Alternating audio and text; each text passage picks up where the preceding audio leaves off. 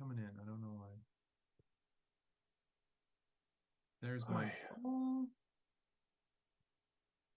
I assume this is Shireen. Yep, it is. I have some financial questions for you, Shireen. Look, I'm just going off the name. All right. I'm not saying anything else. Tom Broussard should be here. Let's see. Wait, 1, 2, 3, 4, 5. We have quorum. I know Mr. DePietro will be here, but he is in transit. So in the service of time, I know Robert accepted. There's Tommy. Kelly accepted. We will see if they join. There's nothing stopping us from getting going. Brian accepted. I will continue to add people as we go, but with the time that we have, let's kick off. This is not letting Tommy. All right, let me pull up everything and let's get going. So one quick question. We're meeting from 7 to 10. We're meeting from 7 until we're done, essentially. If that's 10, if we can do it before 10, like I'll talk fast. But we can't go through everything. Michael sent that email earlier, which I thought was very helpful. We can't go through everything tonight because it's not all in final state. So we'll get as far as we can. And then if we have to do a one-off meeting just to clean a few things up, we will. There's everybody else.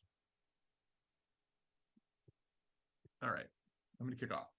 So welcome to, let me double check, the April 12th, 2023 Finance Committee meeting.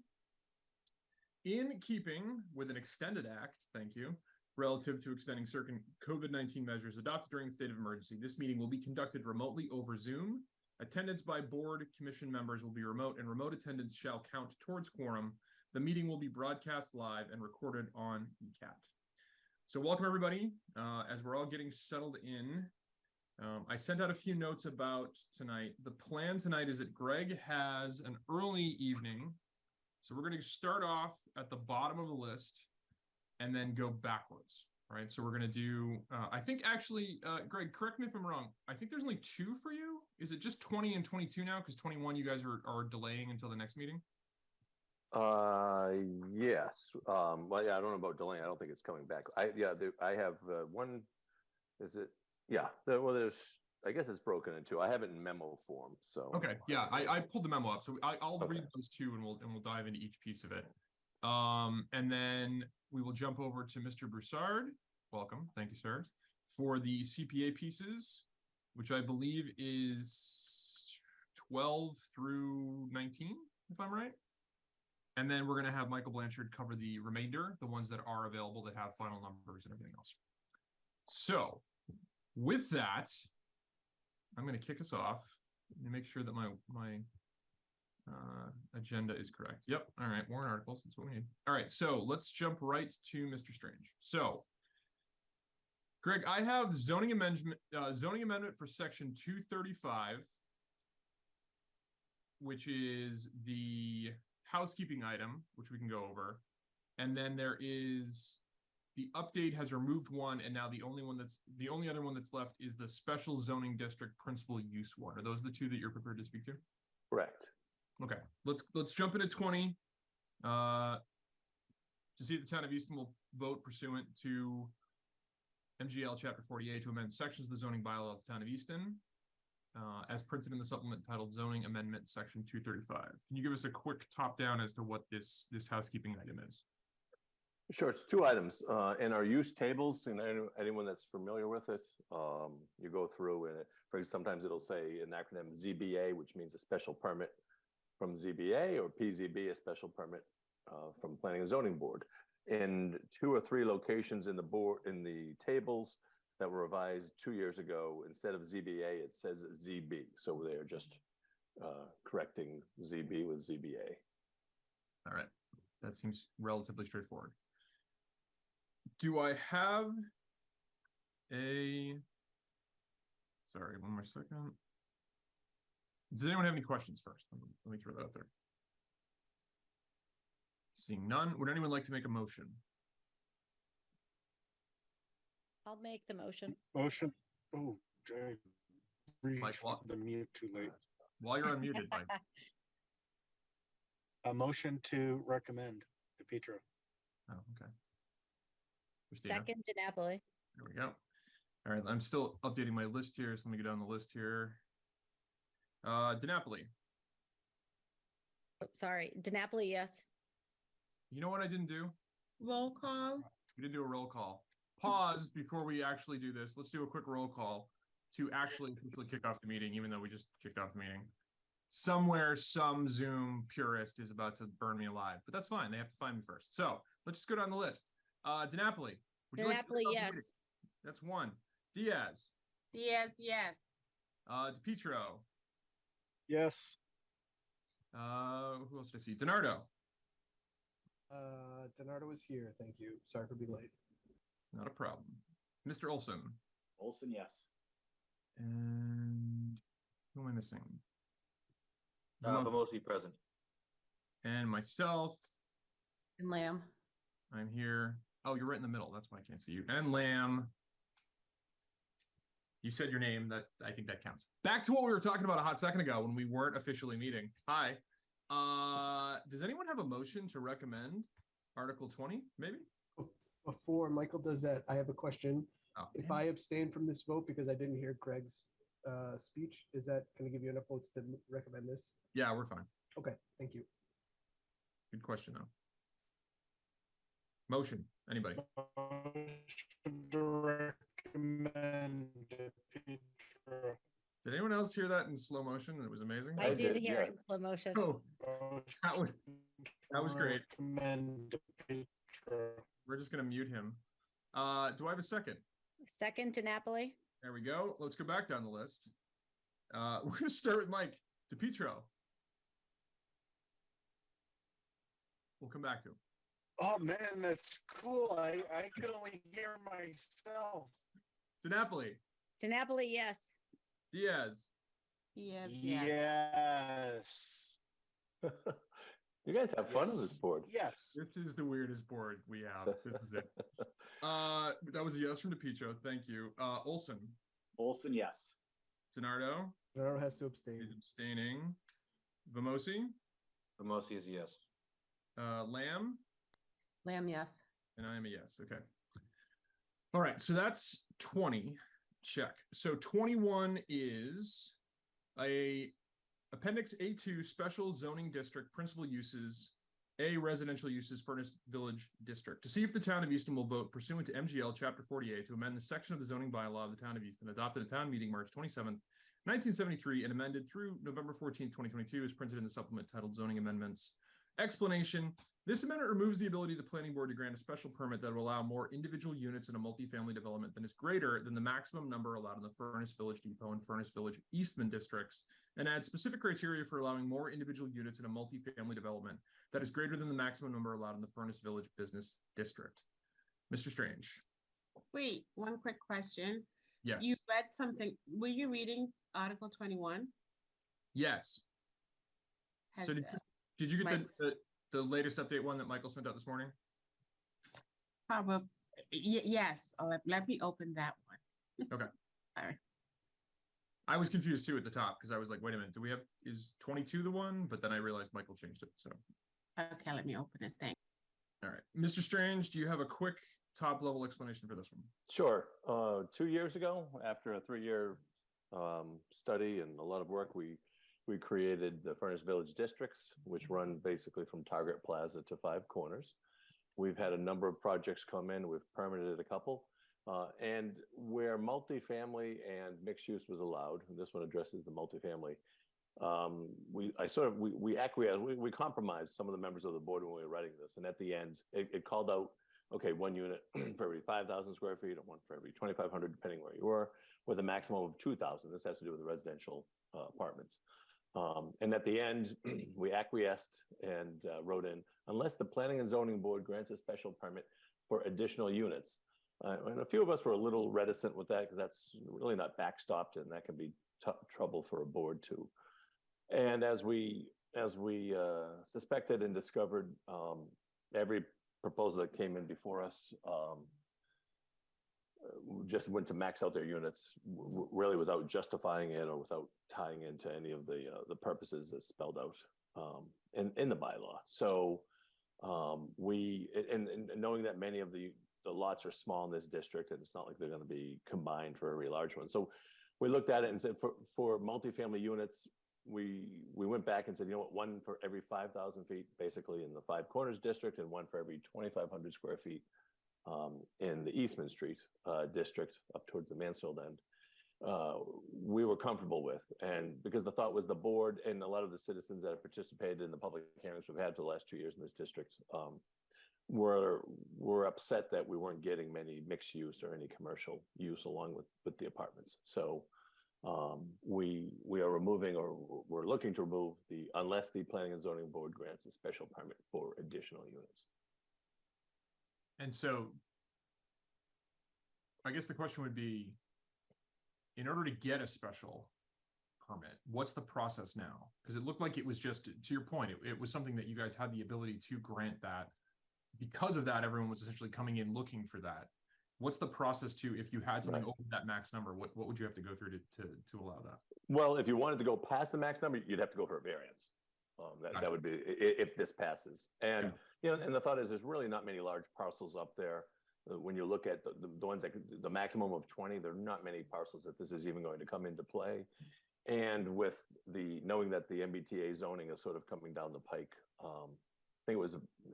I think this is better. I think this can let the board in the future make better decisions because it will be rooted in a bylaw that actually has some definition to it, as opposed to just being so open-ended at the end. Because I understand business is business. So when folks come in to develop their property or a property they're looking to purchase, they just want to max out, and that tends not to get us the best projects. And by that, to keep it short, just projects that tie into all of the things that the citizens and the appointed board and the elected officials have worked on through the many plans over the last 2 decades. Excellent. So, Greg, I have a quick question. It says allowing more individual units in a multifamily development. So am I reading that to say more single units in a multifamily zoned lot? Or is that incorrect? So, well, I'm not seeing where you're reading that from. So I don't have Mike's memo, so maybe that's it. But this in the explanation, it says, and add specific criteria for allowing more individual units in a multifamily development that is greater than the maximum number allowed. Yeah, well, I'm unfortunately I'm not privy to that document, but that's not really what it does. Let me read this to you. So Furnace Village 2. The number of upper story or multifamily units shall be 1 for every 5,000 square feet of lot area, with a maximum of 10 in the Depot Street subdistrict. And again, that's around the Shaw's area. Okay. And one for every 2,500 square feet of lot, with a maximum of 20 in the Eastman Street subdistrict. That's up towards the Target end. And then it said, unless Planning and Zoning Board grants a special permit for additional units. So we're striking that unless the planning, that last sentence. So it really, for multifamily, there is no mechanism other than a variance, like any zone, to go for additional units. Okay. Over the maximum. Okay. Thank you. And that'll dovetail when we get into the second part of this, the mixed use. You'll see where we're going with this. They sort of dovetail together. Okay. Thanks. Patrick, do we have to vote on it with the explanation as it is, or can we ask them to change the explanation, because it does say that it adds specific criteria for allowing more units? If I could just jump in, Patrick, and again, I'm sorry, I wasn't given what you guys are reading from, but there are 2 parts to this. We haven't spoken about the second part. Is the Furnace Village Note 6, which has to do with mixed use, which does have a mechanism for additional units. So maybe that explanation that was given works, but again, I haven't seen it, so I can't. So is that, I think the issue is that the article as it appears in the warrant articles doesn't have anything for that second section. It's just amendment removes the ability of the planning board to grant a special permit, right? And it goes on, and then to the other's point, add specific criteria for allowing more individual units in a multifamily development that is greater than that maximum. So is essentially the the add, to your point, a variance, like you have to go through the standard processes, or are there additional associations there? Well, the ad is always variant. So let me read, and unfortunately, we seem to be reading from two different documents here. But so furnished, this amendment, we're fixing two things, or correcting, or revising two notes. Note 2, which we've just gone through, and Note 6, which has to do with mixed use. Mixed use, which is a combination. That's a project that has both commercial and residential. Just for those who may not be familiar, mixed use may be allowed in Furnace Village Business District with the following conditions. The maximum number of dwelling units shall be no more than 4 per developable acre. Now, that's what it says right now. The Planning and Zoning Board may grant a special permit for additional units when the total building floor area is 25% commercial or business use. So that last part, the Planning and Zoning Board may grant, that's what we're adding in. So we're basically saying, to answer your question, if you want to get additional residential units, we're trying to say your best tack, because variance isn't very successful, especially when you're talking a special permit. We're trying to push them towards mixed use, which was sort of one of the backbones of the district in the first place. So I think, Greg, I think your explanation is a little bit clearer than, at least for me, than what is written in the warrant. So I think this is the point. The call out in the warrant is as printed in the supplement titled Zoning Amendments Section 235. That's what Greg's reading from. That's what I just put in the chat. Okay. That we don't get sent automatically. It's something that I actually reached out to Stephanie and I pulled off the website.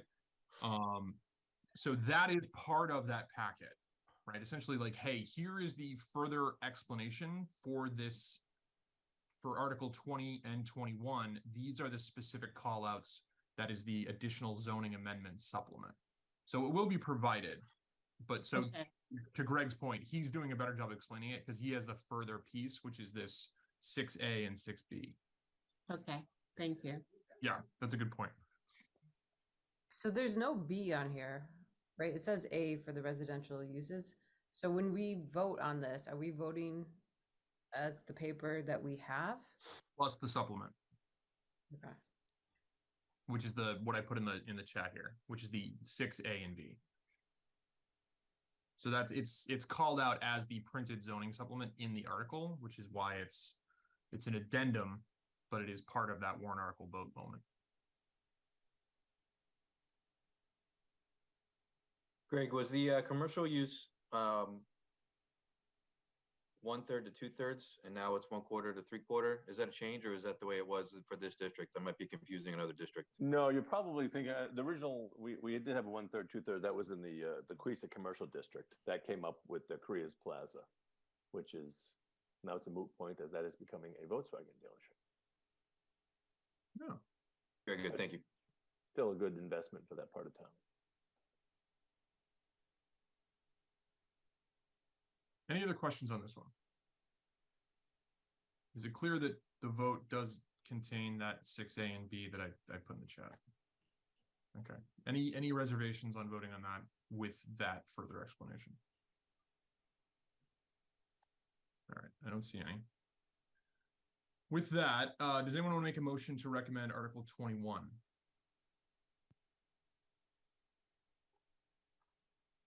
I will make a motion to recommend Article 21.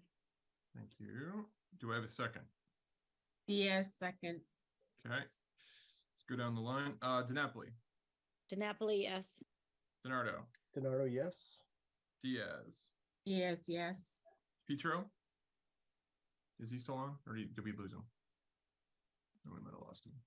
See if he's in the attendees. He's not. All right, we'll come back to him. Jenkins, Jenkins is a yes. Lamb, Ma'am, yes. Olson, Olson, yes. and Vamosi. Famosi is yes. I am a yes. All right. So with that, I think that's everything for you, Greg. It is short and sweet. See? Appreciate you having me, and I hope you get out before 10. Me too. Me too. We Thanks. thanks, Have a good flight Greg. tonight. Thank you. Appreciate it. Good Bye night, all. everyone. All right. With that, let's shift over to the bearded wonder down here, Thomas Broussard, former FinCom member, He's gone up and beyond since then. Thomas, welcome to the party. We are starting with you in. I wasn't sure if number 12 is you or if number 12 is actually Blanchard. If you could clarify if we're starting with 12 with you or if we're starting with 13. We are starting at 12. Okay. All right, let's go then. So, Right. Article 12, to see the town will vote in accordance with the recommendation of the Community Preservation Committee to reserve for later appropriation additional monies from available community preservation funds for the following purposes. We have the totals there. I'm not going to read them out. Tom has slides. Look at this.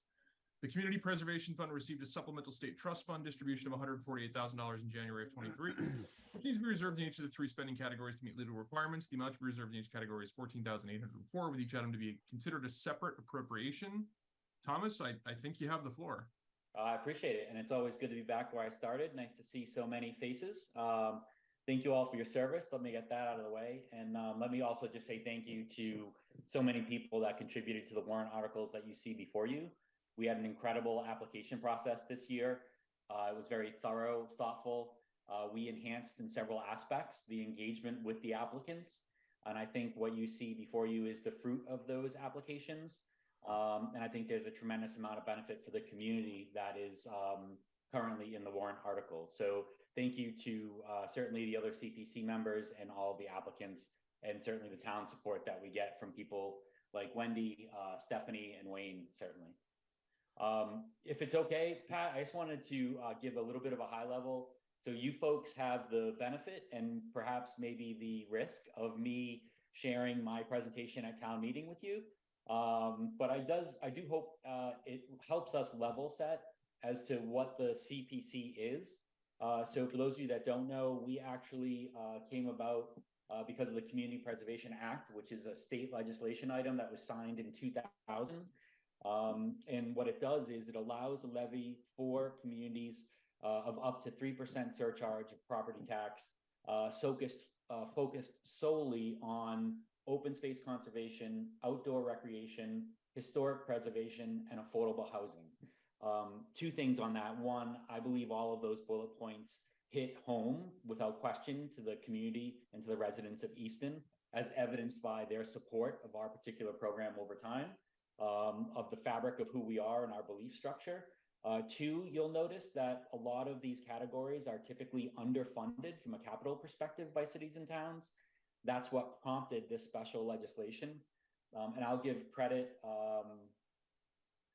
This also, before I jump into credit for the town, this also results in the opportunity of matching dollars. So for the levy that we raise, the state will match to a certain rate each year those funds that we contribute. So that's the economic incentive, the financial imperative for why we're here.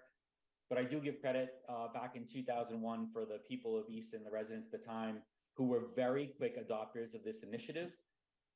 Since then, we've generated $33 million worth of funds for those four key criteria focus, 20 million of property tax funds that we raise on the residents, 10 million in state matching funds. So for every dollar we raised, we got approximately 49 cents more from the state, and 3 million from investment income and interest. So we carry back balances, and or we have, for example, created a lending mechanism back in the day for the shovel shops, whereby we can actually support a loan to them that resulted in income to the CPC. So again, credit for all of those funds raised. The residents have since voted to fund nearly $25 million in critical projects. And just by way of heads up, the warrant articles that we are reviewing today have been unanimously supported by the CPC and the select board. Just as a reminder, those pictures on the left are all items that were supported by the residents of the community last year. The top picture on the left is the affordable housing that we were able to help benefit and support. Middle picture to the right is the support of the Pond Street conservation restriction, which is where the Governor Ames estate is. It's another adjacent parcel. I think everybody knows about the pickleball courts and the historic preservation of cast iron fences, the town hall exterior renovation, and the emergency repairs of the Governor Ames estate. So this is a really impactful and powerful program. I'm very fortunate to be a part of it. And it really does make a tremendous impact, I think, to the residents in the community of Easton. Specifically, Patrick, to the article that you referenced. Article 12 is really, it's additional funds that we received from the state.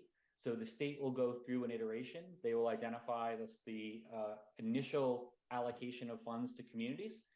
Then after that, there are certainly, I think, as everybody knows, in the state of Massachusetts, there was a distribution to all of our residents for tax reimbursement because they did so well. But we also received supplemental funding for CPA. And whenever that happens, there is some criteria of the CPA. We have requirements. A minimum of 10% of annual revenues must be designated for open space and recreation, historic resources, and affordable housing, respectively. So if we received $148,044, this is the allocation of that 10% to each of those three items, specifically for this warrant article. So really a housekeeping measure because we received more money after the fact that we didn't expect, and we have to allocate it by CPA legislation. Excellent explanation. So with that, are there any questions for Mr. Broussard about Article 12? Just throw them out there. I can't see everybody because the thing's up. Pure silence. With that, can I get a motion for Article 12 then? I'll make a motion to approve Article 12. Do I have a second? I'll second. All right. DiNapoli. DiNapoli, yes. DiNardo. Yes. Diaz. Yes. I don't think DePietro has rejoined us. No. So Jenkins. Jenkins, yes. Lamb. Lamb, yes. Olson. Olson, yes. Vamosi. Vamosi's yes. And I am a yes. Thank you, sir. One question I did want to ask. I wasn't sure if that was something that came up later. I didn't see it. Do you know offhand how much is in each of those funds currently?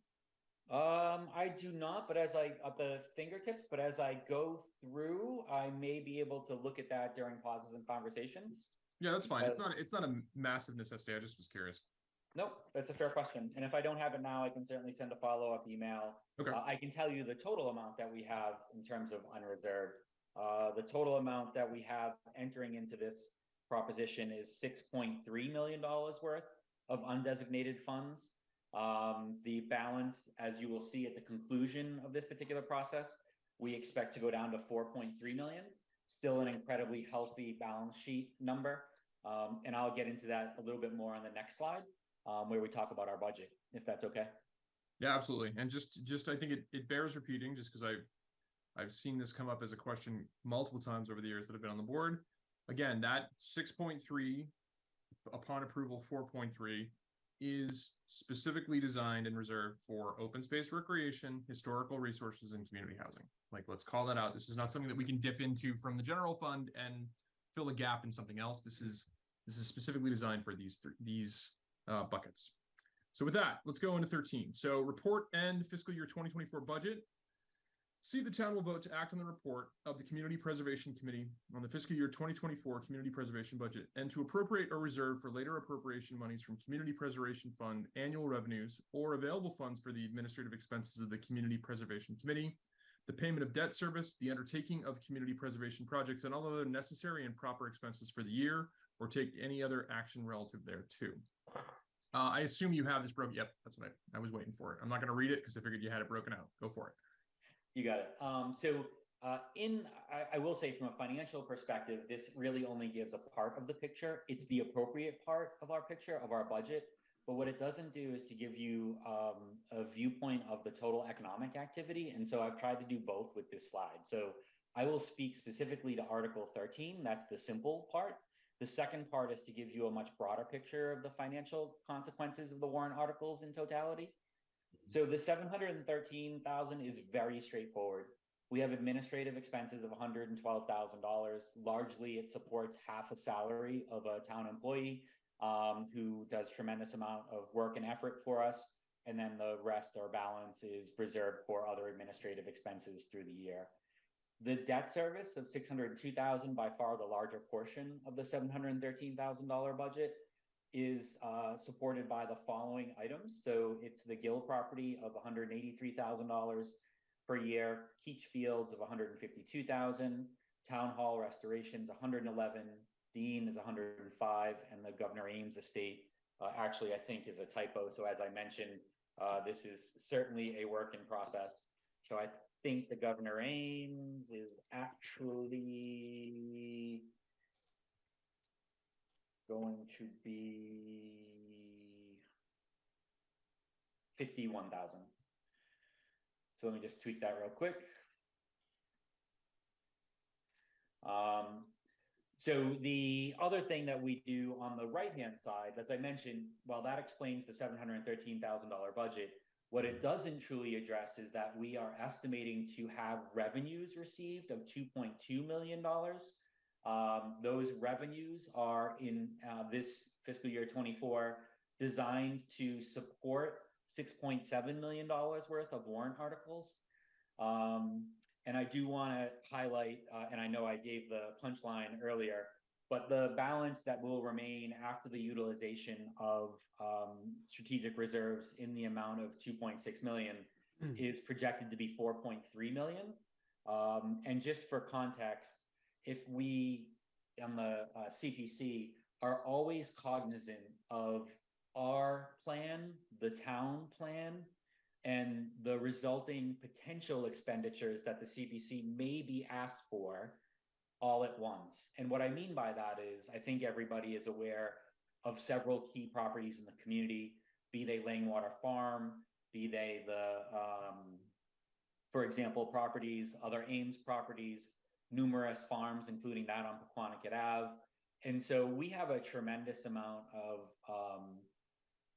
projects that we have prioritized, is a fair way to say it. And the way I would characterize or explain why $4.3 million is important is from a debt service perspective at today's rates of 5%, every $1 million worth of debt service is approximately $100,000 worth of spend. And so I think that adds color that we have an incredibly strong balance sheet. We have maintained an incredibly strong balance sheet, and that we are fiscally disciplined in our ask of expenditure this year. The reason why we're using strategic reserves instead of relying on borrowing is because of the high interest rates. So we're using the strategic reserve balance in part to buffet against what has been decade-long high interest rate environment. And so it still reserves us the right to continue to go forward next year and strategically use a reserve if we so chose and or needed to because strategic parcels became available. And we could also continue to leverage borrowing because of our strong balance sheet track record. And some of these key projects that you see here roll off beginning in a few years. And so oftentimes one can look at the CPC somewhat as a defensive vehicle, meaning we know we have rights and targets on key parcels of community land or residential land or farm land that we are reserving the financial might to go out and engage on. So I guess this to me on the right-hand side adds a little bit more of a holistic fiscal picture as opposed to just the Article 13, $713,000 article. So I hope I didn't confuse the issue. Hopefully I just added value. The warrant article itself I see as relatively straightforward. Hopefully the color on the right tees you up for the warrant articles to come. And I'll be quiet now. I know you guys have a long night. No, I appreciate that. So this is essentially Article 13, I think we're on, is us voting to approve this budget, right? This specific budget, which the call out is the 112K administrative and the debt service of 602. I appreciate the additional color as to what that actually breaks into. So this is the fiscal year 2024 budget for the Community Preservation Committee. As you said, there are separate appropriations, which we're going to be going into. But from the general budget or for 2024, do I have a motion to approve for Article 13? I have a question, actually. Hit it. So I'm not super familiar with how the committee operates. For the admin expenses, you said it is a half-time person that really runs the committee, and they also. So that's a town employee that we pay half their salary of. not that the 112K is half their salary, but a large portion of the 112K represents a portion of that half portion of that person's salary. And then it's managed by an entire committee, right? Not just one person? Absolutely. Yep. So the fair point, the committee, CPC, is comprised of individuals from the community at large. I am one of them, but also representatives from other appropriate organizations. So for example, affordable housing representative, there is a FinCom representative, there is a affordable housing I mentioned, finance representative at large, historical preservation committee representative. So we are a 9-person committee. I think Greg Strange is on it from the planning component. So it's I would say a very well thought out collaborative committee that represents a lot of the varied interests, and certainly those that are focused from the CPC perspective. And then I happen to be the fortunate chair of that committee. That's great. So is there someone from economic development on there as well? I mean, have you guys, as a committee, looked at creating spaces that could also generate income? Because I know a lot of these spaces, once they're built, there's maintenance fees and stuff like that. So do you have anyone, looking at it from that angle on the committee? So I'm not sure if anybody from the Economic Development Council is on it. I can tell you, Kelly, having my fiscal discipline, I think adds a little bit of that lens to it. The other thing I can tell you is my experience in the select board is invaluable in understanding the downstream consequences of the projects that we have. So we are consciously always thinking about the impact of the DPW if we're proposing projects or other town related expenses. For example, you'll hear in the warrant articles to come discussion about drought resistant plants, minimal maintenance plantings, minimizing the amount of open space that requires maintenance. You'll hear other discussion points. And although not a warrant article this year, there was some very extensive discussion about a potential application surrounding the Oaks Ames Hall. And around that specific application, the request was approaching $10 to $15 million. And you can, if you want, go back and see some riveting CPC discussion. But what you'll find is that I was pointing out the potential downstream economic development expectations and impact to dramatically improving and enhancing the Oaks Ames Hall in terms of the number of visits that it could create, patrons and events that it could sustain, and therefore the number of dinners, visits to the center of town, and the economic activity as a whole that it would create. So so I'm not guaranteeing it would do that. I was setting the expectation for the applicant that I would expect to see that. And there are other examples that I use to illustrate for that applicant. In Plymouth, there's an incredible organization that rehabbed a church that holds close to 150 events, 85% capacity, 200 seats, and you can just do the math of what that brings in revenue there. But then think about how the farmer's daughter gets filled up. Think about all the other activity that could have happened with that particular project. That is not in your warrant article for a reason. The applicant withdrew its application. I do hope that they are able to come back and prepare an application that's worthy of presentation to all of us and to the residents of the town, because the hall really does need an overhaul. And I apologize for going off on a separate example, I think, but hopefully to illustrate the thoughtfulness that we try to approach each of these applications from the CPC perspective. No, I appreciate will reach out though on the economic development aspect. I know Mark Lamb is on that and Dottie is, and we did go before the select board and we talked about it during the select board presentation as well. Yeah, no, I appreciate that because I talked to, I don't know, the select board maybe like 10 years ago about, why aren't we developing the pool area? Why aren't we putting a splash pad down there so more families use it? Because that generates some income, right? You have to buy a pass. And I know all these open spaces, they also, there's someone that has to maintain them. And so just seeing all the stuff, all the articles tonight, that was one of my main questions is how much extra is this going to cost us? And what are we doing with this money to generate revenue? So I appreciate that. Sure. I'll have a great slide at the end, I think, that you'll really like, Kelly. Brian, I see your hand up. Thank you, Patrick. And thank you for for the presentation here. Just back of the envelope, you've got roughly 7 years of interest payments in reserve. That's enough to cover the current debt service and see that through to completion if the world ends tomorrow financially. So total debt that we're carrying is,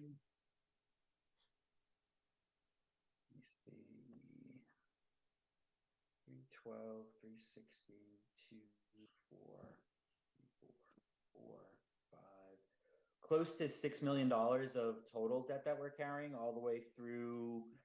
Looks like the last one is fiscal year 43 of the final payment for the current projects that are listed, which is the town hall restoration. So that number I gave you is all the way through fiscal year 44. We start to roll off the Dean Street land, for example, rolls off in fiscal year 27. Okay. Overall, though, you're comfortable that the debt can be serviced. We're not facing any issues here. Yeah, so we are. First of all, so to your point, I think the way I might frame it slightly different, Brian, is that we generate $2.2 million, and I would argue that is a conservative estimate of revenue. That by definition, we are not working to include the maximum amount of investment income we could get or the highest levels of state match, for example. So we are incredibly conservative, which is why for the last 2 years that I'm aware of, you've seen supplemental increase requests, just like we did on Article 12, because we have more funds that come in than we originally budgeted for, and we must allocate them. But the way I look at it is, if we bring in 2.2 million, about a quarter of it currently goes to debt service. Okay, no, that's great. Thank you. That's an awesome ratio to have, and I appreciate that insight. Sure. And I apologize that the Easton Police Department are running by my house. I appreciate that service. Anybody else before I force you to make a motion again? Since I didn't give you any of you a chance to ask questions. I'm looking at Christina now. I'm waiting. Oh, mic went off mute. Motion to recommend DePietro. Do I have a second? Second, DiNapoli. She's like a ninja. DiNapoli. DiNapoli, yes. DiNardo. DiNardo is yes. Diaz. Yes. DePietro, welcome back. Yes. Jenkins. Jenkins is yes. Lamb. Lamb, yes. Olson. Olson, yes. Pomosi. Pomosi's yes. I am a yes. All right. On to, lost my page. 14. This article would fund the Affordable Housing Trust's activities for fiscal year 2024. The trust works to implement the goals and strategies of Easton's state-mandated housing production plan and provide resources and affordable housing options to low and moderate income residents. The verbiage is, will the town vote in accordance with the recommendation of the Community Preservation Committee to appropriate the sum of $223,500 from Community Preservation Fund fiscal 2024 annual revenues to be transferred to the Affordable Housing Trust Fund, or take any other action relative to. Tom, back to you. This one seems pretty straightforward, but you might have some color here. Yep, nope, pretty straightforward for now. But I do want you to know that on the CPC, we continue to challenge all of our partners for best and highest use of the funds that we could do and the impact we could make to the community. So where I'm going with this is, you'll notice that the $223,500 represents the 10% of the estimated revenues that we're obligated to allocate as the expectation of our revenues for the fiscal year 24. It is designed to go and support nonprofit developer for development of properties at Quanticut Ave and Morse Road, and certainly planning work and related efforts to supporting the town meeting our Chapter 40B requirements. Just in case people don't know, maintaining a 10% level of affordable housing in one's community means that unfriendly Chapter 40Bs cannot come into our community. Chapter 40B is designed by the state of Massachusetts to enable the creation of affordable housing in areas where it may not be supported by current zoning of a community. So maintaining a 10% balance gives the town of Easton the ability to be engaged and thoughtful about how we grow our affordable housing, where it grows, so that we can preserve some of the key characteristics that define Easton, while also enabling the very important development of affordable housing, creating economic diversity in our community. The reason why I say it's a simple answer on the face of it is that I am working very closely with Nikki Dostumian, who is the chair of the Affordable Housing. We are working collaboratively, and they do have a long-term plan. And we at the CPC try to gauge when our different constituencies, I would say, whether it's rec, whether it's affordable housing, whether it's historic preservation, when they may have large needs. It helps facilitate us in terms of our budgeting, planning, and expectation. And from that perspective, it enables us to for key or large expenditures. So in this case, although you see a 10%, what I don't want anybody to estimate or understand or think is that we only give the minimum. That's not it at all. We have to give this, and we continue to work with our partners. And on any given year, it could certainly far exceed the minimum that we have to give. And I'm going to go off video for a quick moment while I let my dog in, who's scratching at the door. I assure you she won't make a lot of noise. Actually, any questions on this? Break. Yeah, any questions from anybody? I have some questions, actually. Go for it.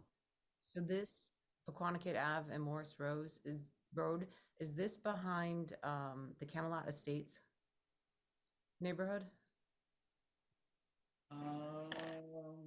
Oops, sorry, I stopped share instead of video. So Pequannock is not by there. It's actually a house right on Pequannock itself. So I think that's the one you were referencing regarding the Camelot Estates. That may be near there. So where exactly is this on Pequannock? I can get the street address for you. I might not have it handy. It's not listed in the warrant article, but I could get the exact street number for you and probably send you some pictures. Yeah, that would be great, because I know that there's like a lot of wetlands in this area, and there's been talk around a development that a lot of the neighborhood is concerned is going to raise the water table. So I just want to make sure. Is that the South Street development project, Kelly? That's it. That's the one. Yep. Yeah, so this is not related to that. I appreciate that. So I think there's definitely thoughtful consideration about the South Street project. It was brought up at the last select board hearing that I went to. Dale Carrister was there representing the residents in that particular community. It wasn't about the water table concern. It was actually about the inclusion of a stop sign, just in terms of traffic flow and safety. Overall, I believe that community and the organization he's developed and put forth has been supportive of engagement of that development. But you are right, there is one that's going in there. And in addition to that, there is the densely packed neighborhood that I would call it, or over by at the end of Pequannock, as it intersects with 106 there, that Rick Lincoln is developing there. Those are unrelated projects. I just bring them up because that's the general area you're talking about. So does that mean there'll be 40B at the end of Pequannock on Foundry, as well as the South Street and this development as well?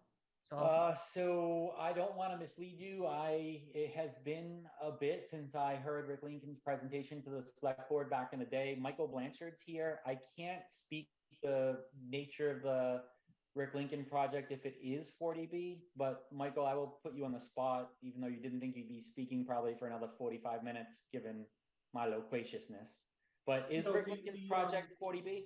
If we're talking about the Foundry Street Rick Lincoln project, yeah. Sorry, jumped halfway. That is not 40B. That's under the existing zoning there. Yep. Thank you. Of course. And that's the I guess I call it the more dense zoning that's allowed there. The other Rick Lincoln project that's 40B that I know of is up off what street, Michael, that's being discussed or contemplated? Hold on, I gotta look that up. Is it Elm Street? No, it's Union Street. I can't remember. Sorry, Kelly. It's the old concrete works. Yeah, that's Union. Yeah, Union Street. Yep. All right. Thank you. Yep. These are not big developments. These would be single families, to add that color. Since we're on Chapter 40B, though, I think this is important for all members of the community to understand that 40B developments like Avalon that include rental units only 25% of those units need to be affordable for 100% of those units to count for affordable housing counts. Hopefully everybody appreciates that dynamic, but I think that's one of the key reasons why Avalon's development is incredibly helpful to the count of affordable housing. And then plus there's the economic engagement that it creates to support that plaza almost in its entirety. There are those other considerations. Are we at 10% or above now? We usually hover, I think we're right at 10% or just over. The way it works, Kelly, historically, just so I can throw that out there, when I was on the select board, the way it usually works is as long as you are at or near 10% and or have a plan to be at 10%, if you're that close, it's usually looked upon that you satisfy the requirement and it becomes harder for unfriendly 40Bs. But the friendly 40B nature of projects, like Avalon, for example, enables you to solicit supporting funds that supported the build out of the sewer infrastructure, supported payments that were used, I think, towards school projects. Michael, am I over my skis here on that? But long story short, friendly 40Bs enable you to work with a developer to create affordable housing and to do so in a way that you can solicit other economic support that benefits the community.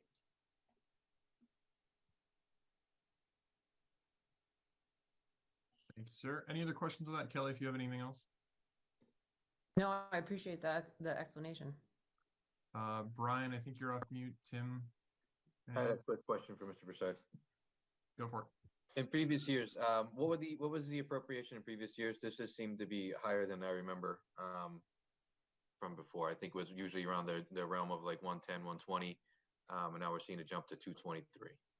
Yeah, so it would be a little bit higher last year. I could pull up last year's warrant articles, but it's all, I think last year I can definitively speak to was also 10%. And last year's budget would have been exceeded over 2 million. So I think we're probably in the same realm, but I can also shoot you that as well, Tim, and get you what last year's warrant article supported. I might have it in my notes here, my general binder. But candidly, it's that 2 years in a row of doing the minimum 10% that prompted me to ensure I was reaching out as a chair. That doesn't mean it's right or wrong, and I'm not placing any judgment on doing the minimum, but I do think that affordable housing creates economic diversity that's critical for the fabric of who Easton is. And I believe working with that chair to support other larger projects may be an opportunity for us to enhance that. At the very least, I have an obligation to ask that chair if they are planning for larger projects, that they would then come to us and ask and support. And hopefully we could line up that ask and be able to recommend it with the fiscal realities that we face as a CPC.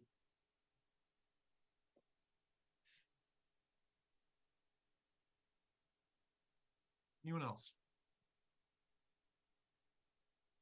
Seeing none, I will take a motion for... Motion to recommend to Petro. Second. Oh, Jenkins beat you. All right, DiNapoli. DiNapoli, yes. DiNardo. DiNardo, yes. Diaz. Yes. Petro. Yes. Jenkins. Jenkins, yes. Lamb. Lamb, yes. Olson. Olson, yes. Famosi. Famosi's yes. And Helen is a yes. All right, on to 15. Article 15. So this is the Governor Ames estate article. You can see I have less words on it, so you can tell how far I got because I realized I really wanted to ensure I supported the last two relatively larger articles in comparison. So in terms of the Article 15, this is the Governor Ames estate recreational improvements and carriage house renovations. The trustees have been a valued partner. We have, since putting the conservation restriction on the Governor Ames estate and the trustees assuming responsibilities, had conversations with the trustees. They've been, like I said, good partners. This particular ask is for $276,000. From a CPC perspective, I can tell you, and I put the total project costs here on purpose, because we appreciate when applicants are committed to supporting the project as well, seeking to raise funds where possible, and we get to play a supportive role. This particular one, I think from a resident perspective is a win-win. The Governor Ames estate has had tremendous amount of traffic. It is a valuable resource for the downtown residents to be able to go to. I personally go with my family and bring our dogs and have since everybody was young. So I think the usage of the estate and the value of it is probably obvious for all. This particular project would involve supporting renovations at the carriage house, which I think would be welcome for a lot of people. The renovations would include bathrooms, for example, mechanical system improvements, and then the other aspect would be the supporting of the ripping down, or that's going on with the project, is the ripping down of the house that's there, and more of a tent pavilion that can then support events that can be used by the residents, that can be leased out. You can see here where the existing garage is located. That's a picture on the left-hand side of the carriage house. This tent is an illustrative example from the plans that the applicant gave us. Just to give you folks support, applications are not uncommon to be 30 to 75 pages, more for complexity. They include diagrams, schematics, planning, quotes, an actual application itself that supports tying in with the town's the town plan, the CPC's plan, how it benefits the community, the residents. So you don't necessarily see the applications. They're available as part of CPC documents that you can find online. But I don't want to short that it is a multi-step process that starts with a letter of interest that the applicant now must join each call and be present. And we go from letter of interest. We then recommend that they pursue a draft application to a draft application review, then to a final application review, and any necessary meetings in between. So I'm using this very simple slide to illustrate what you're not seeing as 75 pages and literally 4 or 5 meetings on the topic. I've just distilled it down and candidly ran out of time. So you'll get more verbal support in the next few articles. But hopefully this illustrates the project that's at hand and what the applicant is trying to achieve with it. I'll pause there. Just for color, just in case anyone's not aware, the house you're speaking of them taking down is not an original structure. That was correct me if I'm wrong, but like a mid-70s addition to the estate. This would remove that house that I don't think anyone, I think that's closed to the public and has been for years.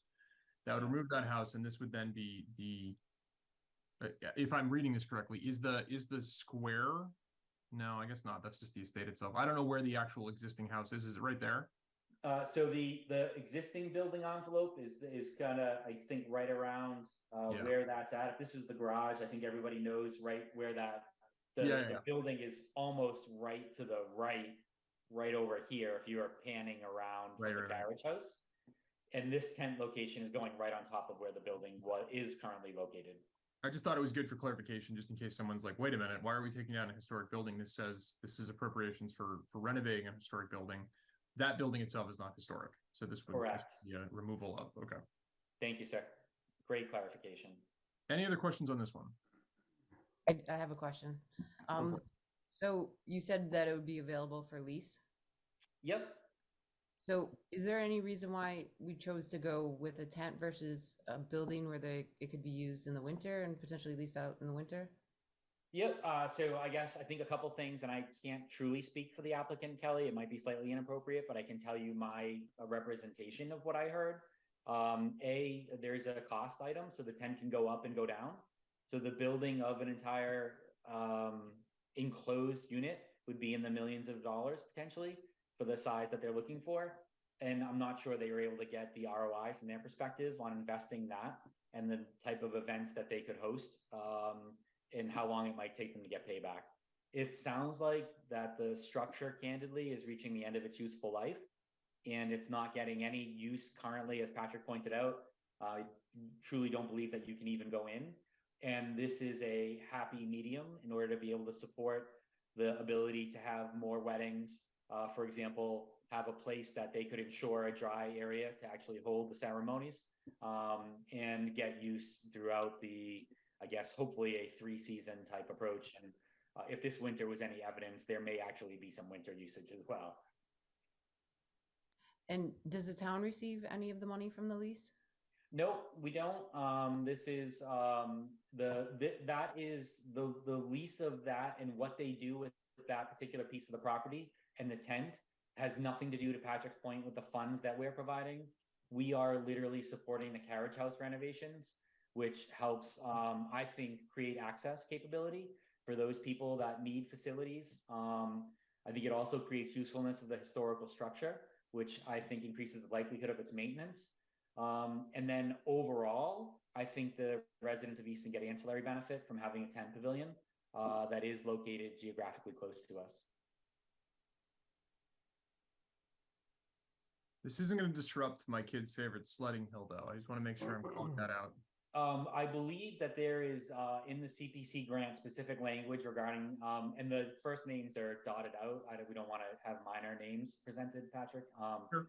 But yeah, the sledding hill for the Helen children would be All presented. right. I want to make sure that's enshrined in all town communication. Just make sure. Yeah. Yeah, I thought it was aggressive when you asked that everybody involved with the project be tattooed with that, but so I did not ask for that. But no one on this board is surprised at that level of ridiculousness for me, so I think we're Right. fine. Does anyone else have any real questions, not dumb ones like me?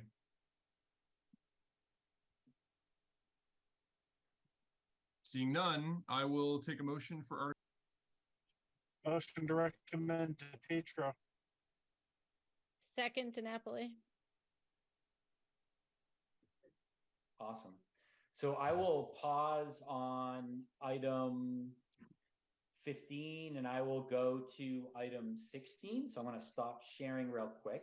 You can tell where my deck ran out. Just pause right there so we can finish. We still have to finish the vote. Oh, sorry. Yep. So DiNapoli, DiNapoli, yes. DiNardo, Bernardo's yes. Diaz, Yes, yes. Petro. He was slow. Yeah. There he is. Jenkins, Jenkins, yes. Lamb, Lamb, yes. Olson, Olson, yes.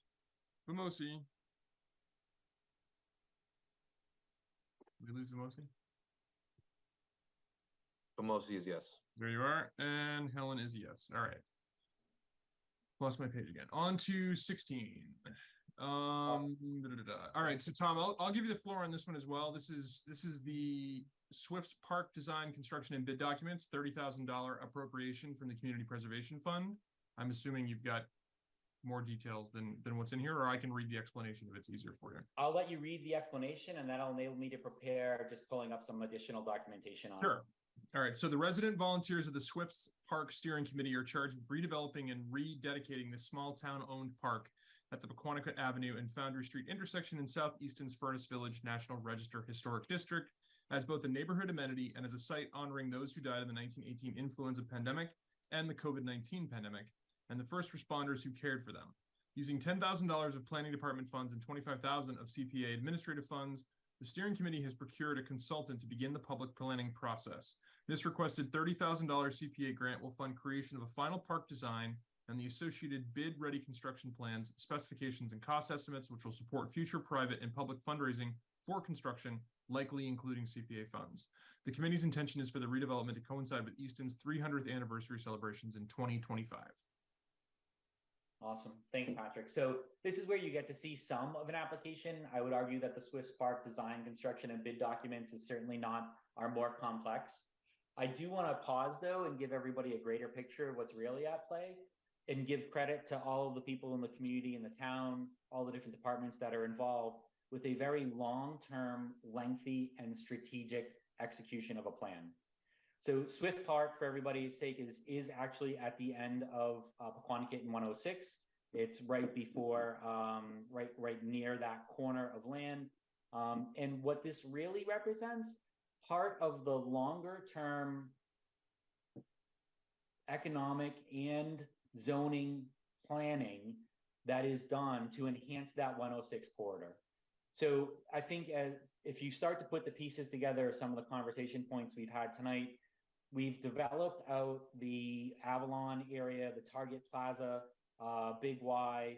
We have some economic and housing density there. Now, if you put in the fact that we have zoned that strip and we have supported it with sewer build, and we've zoned that strip for other dense housing over by at the end of 106, called the Foundry project there, the end of Quanticut at 106. So we'll have more density of building going there. That starts to piece together a walkability factor all the way from Target all the way to Five Corners. And so what you then get is a density of population that can be supported by the environment, meaning economically, there's a supermarkets there. If you go all the way from one end of Shaw's to Big Y, there is recreation activity in case of New Pond and Old Pond and all the trails that are behind it. There is a expectation that we will use the build of the roadway and the surrounding adjacent land to slow people down. So instead of people going down 106 to get from one point to another, you are now entering into an entirely different environment of Easton that has been and is being created. And you'll have walkways. This will, now bringing it full circle to Swifts Park, this will be a stopping point, just like New Pond and Old Pond is, for people to stop, engage, have a park to go to. And I just think that while this seems to be a small piece, I give credit to people that have lined up numerous dominoes to actually make an incredibly large impact on our overall landscape of Easton and that particular area. So this particular item, again, the amount requested is $30,000. The total project cost is $65,000. There is ultimately a $10,000 non-CPA related funding and source that is expected. And you can, I think the warrant article says it best, but candidly, I think it's just a great way to leverage an existing piece of town property. This also is right across the street from that historic cast iron fence that we preserved for last year's warrant articles. So you can start to see that there are little pieces that are continuously been put in play from a recreation perspective, from a housing perspective, from an economic development perspective, and certainly from a historic perspective. And this piece, I think, is another example of the recreation perspective. So you can see the goals and objectives that it checks off: the 2020 CPA plan, Envision Eastern Master Plan, the housing production plan, the open space and recreation plan, and the historic preservation plan. So I know it's not a lot of dollars, and I apologize for taking your time, but I think there's a tremendous amount of value from making the connection of the different dominoes that exist in this community, so that when we're explaining it to fellow residents, they can appreciate that this was years of the making, and that it will take years to come to actually fully realize what we are hoping to accomplish. Any questions on that? I'm just having a hard time picturing where it is, Tom. Yeah. Oh yeah, hold on one moment. I was the same, Kelly. I go by there quite frequently on my way to Big Y. It's just I have trouble. I trust the CPA on this one. I just have trouble right now envisioning this park only because of the amount of speed that happens on that road. But I trust that you guys have done your due diligence, and the vision that you have is going to come to fruition. Yeah, that's fair. If anybody has been, and I apologize, I'm going to do a terrible job at explaining this, but on University Ave, where it goes down the end past all those shops, and you can take a right and cut through Westwood, what you'll actually see, and I'm not saying we're doing this, but I'm using it to be illustrative, you'll see islands down the middle of the roadway that were purposely built because it used to be a relative highway. Yeah. And those islands have trees, plantings. They force the driver to engage visually in a different environment such that they naturally will lower their speed. And I just want to show everybody, hopefully this comes across, where we are talking about is right here. So for context, Target, TJ Maxx. Oh, this is where the construction is, where they're down doing 106. Big pile of dirt across the street from what you're talking about. Yep. So right here, this triangle is Swift Park. So I do believe there's going to be a light there as well. Well said. Certainly. So, yep, great call. So denser neighborhood comes across here. Along with this becomes a traffic light.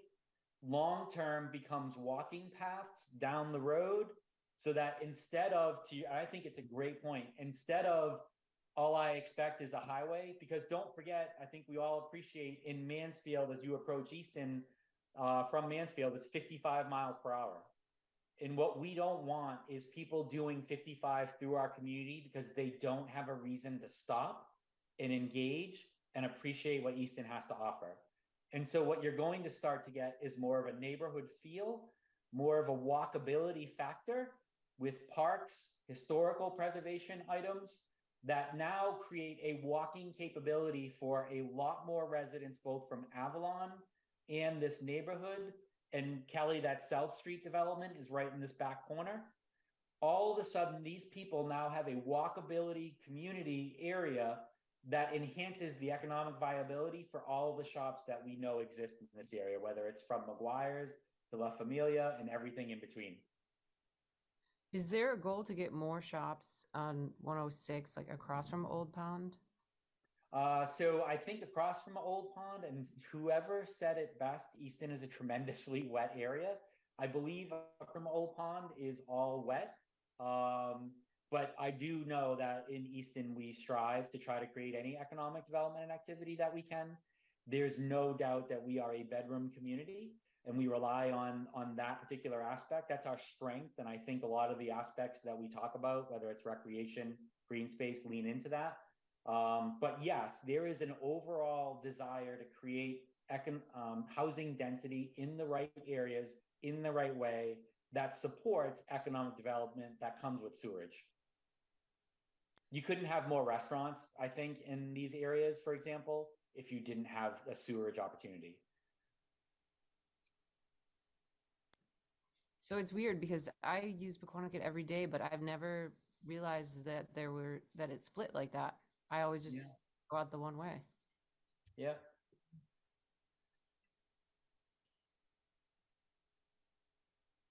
Anyone else have any other questions on which one are we on?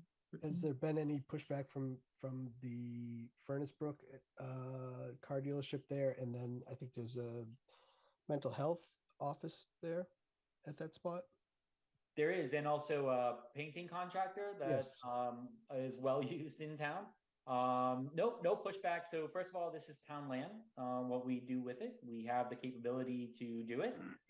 The development economically of the corridor and making it a walking corridor is a long-term plan. Credit to Greg Strange and team for having the foresight for changing the zoning in this area to be able to allow for this type of development. And there's been very strong engagement. There are some community organizations in that area. I mentioned Dale Carrister. He has a pretty lengthy email chain of folks in the area. And I would argue they do a great job at being active and supportive participants. And their collaboration has enabled projects to be what I would classify as more friendly in nature. And therefore, having input enables them to be, I think, better for all the residents in the community. Thank you. Anyone else? On 16. What's wrong with 15? Motion to recommend to Petro. Do I have a second? Second, DiNapoli. All right. DiNapoli. DiNapoli, yes. DiNardo. DiNardo, yes. Yes. Yes. Petro. Petro, yes. Jenkins. Jenkins, yes. Lamb. Lamb, yes. Olson. Olson, yes. Vamosi. Vamosi is yes.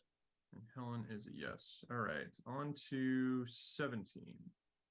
Town Historic Landscape Rehabilitation Plan. Do you want to read the explanation on this one as well? You sure can. Article would provide $60,000 in funding to create a plan for rehabilitating the grounds of Town Hall, built in 1912 as the Wayside Estate. In addition to facilitating improved drainage and more attractive and contextual parking and lighting, the effort will involve the public in creating a feasible and sustainable plan for renewing the historic estate's grounds, gardens, stone walls, and specimen plantings while encouraging more use and enjoyment of the 8.6-acre landscape beyond the former mansion and its immediate environment. The surplus article balances are from previous appropriations related to town hall preservation efforts. The town has received a $30,000 reimbursement grant from the Massachusetts Historical Commission, which will reduce the total of CPA funds expended. Well said. So this one's relatively straightforward, team. First of all, the town hall is just an incredible asset. We have as a CPC and as a residential base, by voting for the warrant articles, supported the exterior renovation of town hall. Been just an incredible improvement, and without question, protecting the envelope of this historic asset is critical to ensuring it's available for resident usage for a long time to come. A natural progression is now looking at the grounds. From a CPC perspective, we look at this as continued reinvestment into what we believe is an asset that gets great use. This is the example I used illustratively early on when I spoke about the plantings that are being considered to be utilized. They are consistent historically, focused on being low maintenance, drought resistant, so that we don't have to worry about an incredibly large amount of maintenance expense being added to what is already there. And I just want to give credit. In this case, it was Wayne Beitler who just did a great job. While the request was for $60,000, the applicant did not stop going back to continue to find alternative sources. And so we did get approval for a grant in the amount of $30,000. It's what's termed a reimbursement grant. So you only can be reimbursed after you've expended it. So we will expect to expend the $60,000. When we do, we'll get $30,000 back. And so the net cost to the residents of the town financially would be $30,000 at that time. Questions? So in reading this, it's 8.9 acres. Is there part of this that I'm not familiar with? Like, I know obviously the ground's directly around the actual building itself. Does that extend further into that sort of lowland, wetland area right next to it, or is that something else? I don't know. I was going to try to call up the property card so I could give you a very specific answer, but regrettably that usually crashes my Zoom when I have too much going on. So I'm going to defer not to. I am looking to see if I can pull up Elm Street and be able to give a visual. While he's doing that, does anyone else have any other questions while we're pulling that? Just shout them out. I can't see anybody. It's a pretty decent size parcel, Patrick, if you think about it. Oh, so it does go further back from the parking lot. Okay, yeah. I've just never gone traipsing around in the woods over there, apparently. So, but I mean, tomorrow's a new day. So if anyone's, never mind. Knock on Connor's window while you're by there. Can you imagine? I'd be arrested. Anyway, any other questions on this one? This one's, I agree with Tom. This one seems pretty straightforward. Motion to recommend to Petro. Second, DiNapoli. Just getting quicker. Jesus. DiNapoli. DiNapoli, yes. DiNardo. DiNardo's yes. Diaz. Did we lose her? I can't see anybody. Wait. Diaz, yes. There she is. She found the button. DePietro. Yes. Jenkins. Jenkins, yes. Lamb. Lamb, yes. Olson. Olson, yes. Bamosi. Bamosi is yes. I am a yes. All right. On to 18, which is pickleball and Oliver Ames High School tennis and basketball.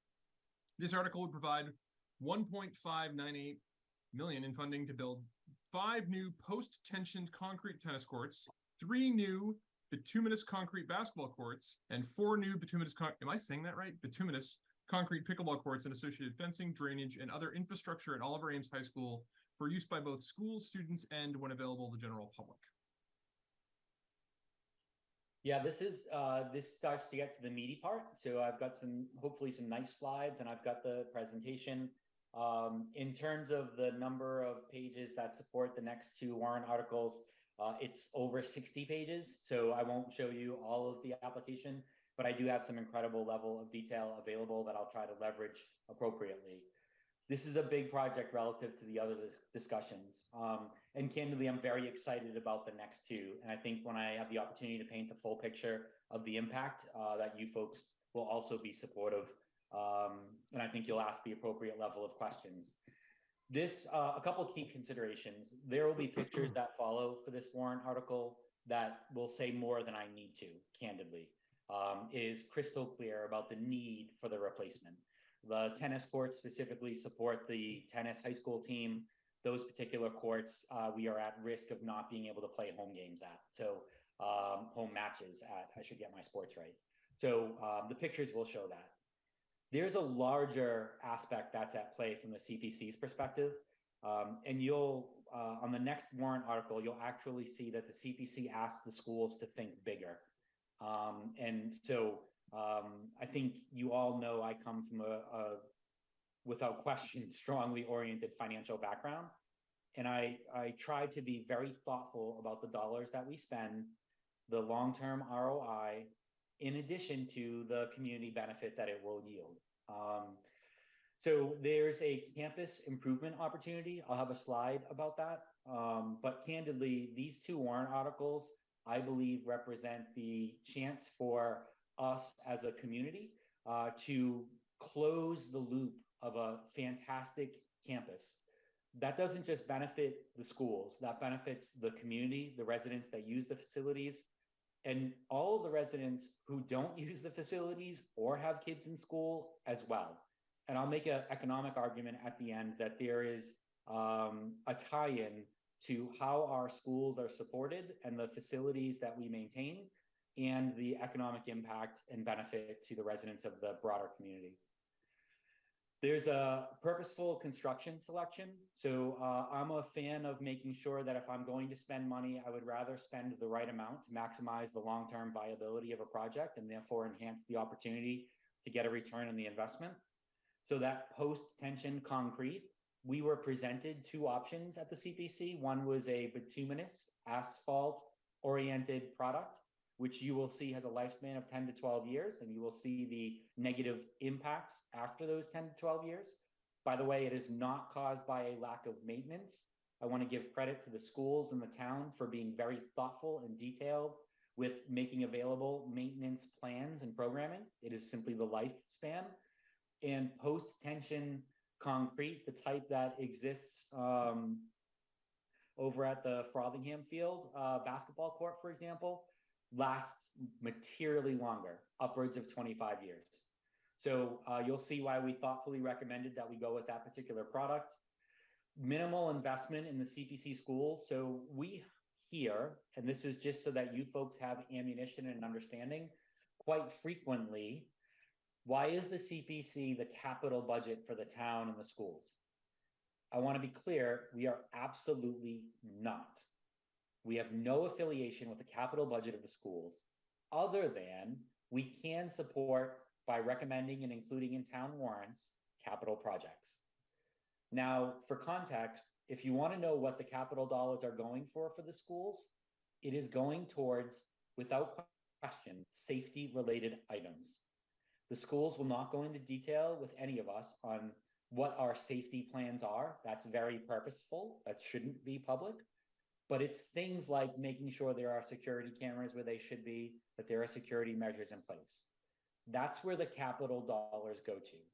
The capital dollars, candidly, as you all hopefully know, when you look at our 5-year capital plan and you review the capital planning process, those capital dollars would rarely, and I would argue if ever, given my time on the finance committee and the select board, go towards something like courts or playground or outside learning areas, which are the next two warrant articles. That's where, candidly, uniquely, the CPC charge can come into play to preserve those aspects of the community that otherwise would not be supported in a normal capital funding process. And I just wanted to highlight that that as much as people may say, don't we always support the schools from a CPC perspective? In reality, there have only been 3 projects since 2001 when we voted it in for the school, or 2.8% of the total $25 million expenditure. Graphically, what are these particular projects? So hopefully this is illustrative of the overlay. It's the development of taking one of the basketball courts and converting it into 4 pickleball courts. We have had just an incredible amount of pickleball engagement at the courts we built at Buddy's Union Villa. In my time, the pickleball community has been the most rabid advocates of supporting the growth. And it's not just an age-related platform. It's candidly not. And so the fact that there was an opportunity to include that, Meredith Keach and the Recreation Committee were advocates and supporters of this. It just broadens the appeal of this project to the entire community. The basketball courts, likewise, they are not just a school thing. Throughout the summer and periods of time, there are multiple clinics that are being held here. There's utilization by other schools than just the high school. And you'll see we're actually removing an older, really not used sand volleyball court and replacing it with a third, where the third basketball court is. So we're not losing a basketball court in doing this. There's just a tremendous amount of utilization. And then there is the rehabilitation of the 5 tennis courts. This is where the post-tension concrete comes in. So it's leveraging the existing footprint. We did ask questions about parking because there was a concern that it's relatively crowded. I know we drop our kids off there or pick them up there. But a lot of the crowding is due to the fact that parking for Blanche Ames related teachers until that project is completed was this parking lot. So we were able to allay those concerns. I do want to show you just some pictures and then I'll pause for feedback and questions. This is just a few, by the way, but this is the tennis courts. You can see right down the middle, the rips, the breaks. You can see in the basketball courts, just the fundamental breaks, the tripping hazards, the concern. You can see the attempts at patching over time. We have tried multiple times as a town and have repaired and replaced, but you can see that the cracks are now lifting and that the repairs are beyond what is realistic. I have another 5 or 6 pictures I could show you, but I'm not sure I need to. Hopefully this is a good representative sample. If I can interrupt for 1 second, Tom, for my colleagues here on the board, I live extremely close to this facility, and we're there once a week, and I echo wholeheartedly the appeal here. The facilities are less than optimal. Appreciate that. Lastly, and then I'll pause. I spoke about the campus connection, and I will, again, just to use this to paint a broader picture. I give credit to the thoughtful planning that has been years in the making, and I just use this to illustrate how close the CPC came to the realization we were of closing the loop and truly developing a campus that is tremendously valuable to the community and conducive to the level of education and experience we want to provide to the residents that come through. But if you think about what we have accomplished, although not illustrated, but south, we have an incredible turf field that has been maintained and recently supported. We just built out a brand new girls softball field that's again in the lower quarter. We've done just incredible build out of the fields to support the high school. We are now rotating, going along. We are now talking about the complete rehabilitation of this particular area. We have already addressed Parkview and rehabilitated with what I would call a crown jewel of education, the Blanche Ames Elementary School, which I believe is economically viable given the MSBA funding levels we all were able to obtain, the ability to condense all the schools into one. I'm preaching to the choir probably about the support of this particular effort. It's been long-term in development.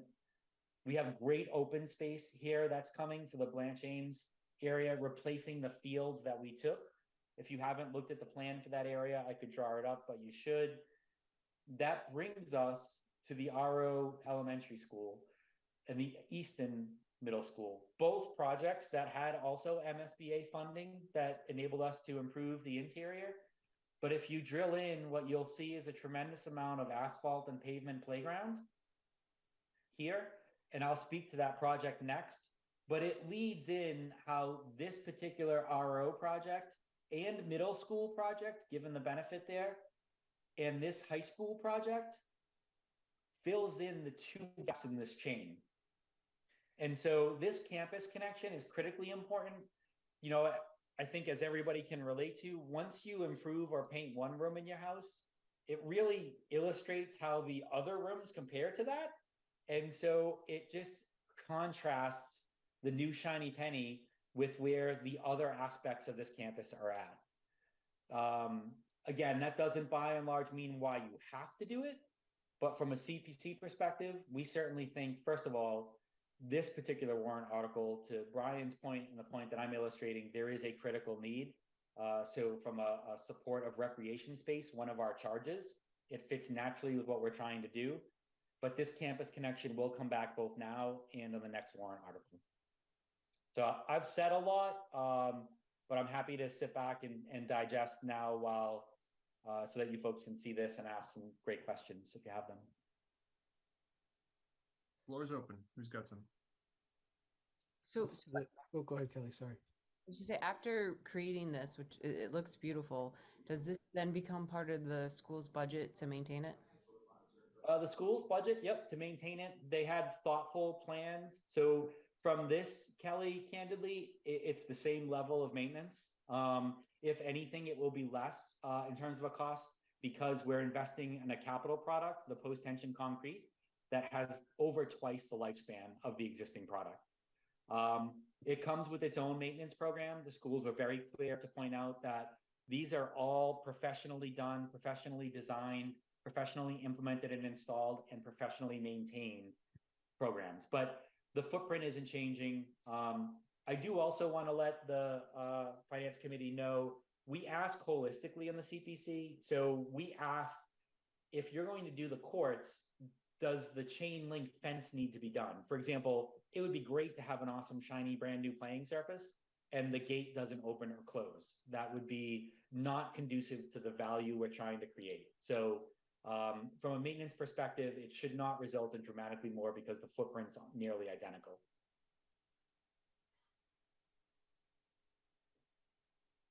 Tom, assuming approval, when does this start happening? Estimated start date would be July 1st of this year, and it would be completed by September 1st, 2023, in time for the new school year. Okay. I reserve the right to be like that gentleman in Wellesley who complains about the pickleball court noise, if necessary. Sure, I think that's fair. I don't think it would be too disruptive given lack of density of housing, but hopefully the school students are not more distracted than they already are at that age. Someone other than Patrick has to have the uncommon comment. Well said. Mr. Bouchard, one quick question. I apologize if I missed it in your presentation. Did the what was the opinion of the school committee and the school department on the conversion to pickleball? I know pickleball is a popular sport amongst our residents. I play it myself, actually.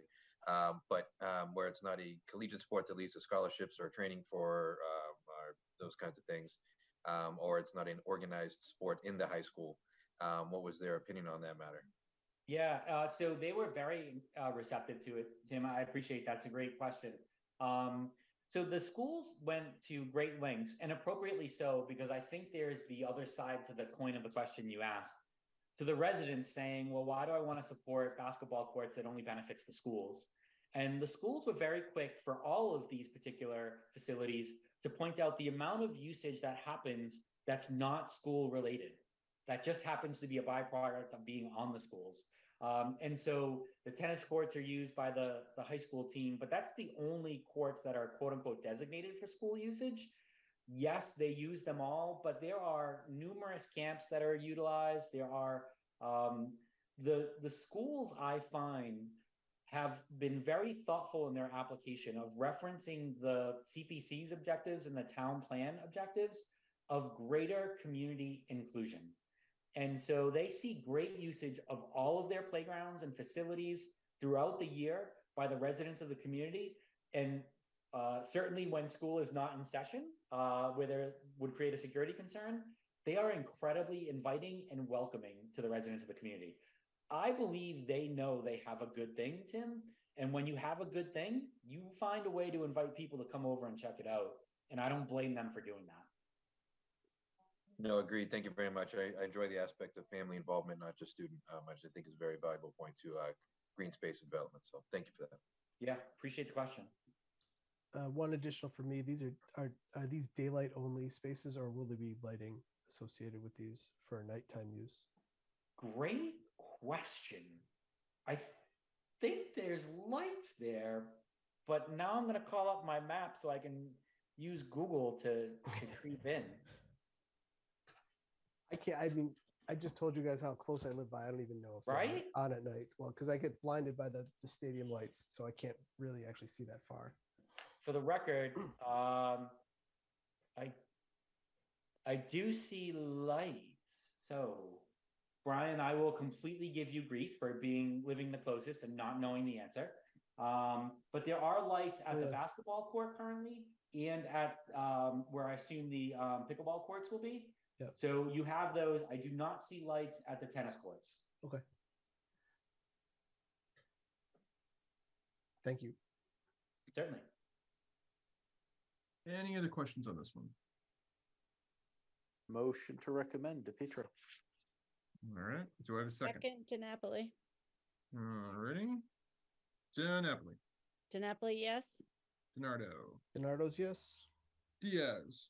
Yes. DePietro. Yes. Jenkins. Yes. Lamb. Lamb, yes. Olson. Olson, yes. Vamosi. Vamosi's yes. And Helen is a yes. All right, on to 19. This is the CPA funding for Richard Olmsted, new enhanced and accessible playgrounds and outdoor classroom areas. Tom, I assume you have a lot on this, so I don't need to read the summary. We do. We have a lot, both in terms of what you'll see here in the next 6 slides. And then also I have the detailed application that is 33 pages long. First of all, the appropriation requested is $3.5 million. The total project cost is $4.4 million. I do want to emphasize that the warrant article, I believe, is understated. And I hope if I do a decent job, I will fail epically as compared to the school committee themselves, or I should say the school applicant themselves. This is not the school committee. This is the schools who are just incredibly articulate about this topic, but I will do my best to share their key salient points. The reason why I think the warrant article is just deficient, because when I walk you through this benefits the middle school too, not just RO. And it really focuses on the creation of some incredible learning areas. And these assets will be able to be utilized by the rest of the community when school's not in session. So let me take you through some of the details. First off, full disclosure, the school's application initially came to us was for the north playground only and at a $2 million level. And as we want to do now from a CPC perspective, we like to ask probing questions to understand if there are appropriate ways to either scale back or to lean in order to maximize an investment opportunity. In those additional discussions, we realized that the campus connection that I portrayed to you, which is how this really came about, if we approved the courts, which we all reviewed first and said we should, just like you did, and we do the north playground, there is a single piece that is left of the entire campus from an external perspective that would warrant material rehabilitation and engagement. So we, the CPC, recommended to the schools that we would be amenable and appreciative if they could thoughtfully also present us an alternative application that addressed both. And if I do my job here, I will help you understand the opportunity for the community, the residents, the students, and the financial implications of what I believe the town of Easton has come to represent. So the CPC engagement really valued around A, is there cost saving opportunities by packaging both projects now? B, that campus completion opportunity I illustrated. And C, are we able to maximize a higher amplification of resident value by doing them both right now? Couple things came to mind. First of all, the applicant was leveraging the current Blanche Ames Elementary School designer. And the reason why that's important, team, if you haven't had the opportunity to sit on design boards or go through design processes in our community, it is incredibly lengthy and valuable to create resident engagement opportunities in any process. If you have just completed designing an area in a school that literally had that level of engagement and you can recreate and leverage that designer, then they already have a built-in knowledge of your residents and what they are looking for. They have a built-in understanding of the players, the school committee, the schools themselves, the select board, FinCom, in terms of understanding where we are looking at, through the lenses we are looking at projects through. That reduces time, that reduces cost, and I believe it creates a more thoughtful planning because they already know what they built for Blanche Ames students. They now say, what's the next level of engagement from an outdoor perspective that I want to create for the RO student? So they can continue that exterior engagement of that student through that time continuum. And that we believe that was incredibly impactful. If you have seen those designs of the Blanche Ames playground and the thoughtfulness of outdoor learning and the importance of that engagement, and I don't have to speak to you about how valuable I believe the residents of Easton value the outdoors. We are a green community. We support outdoors without a doubt, tons of hiking trails. I think that this fits right into what we accomplished there and continues that.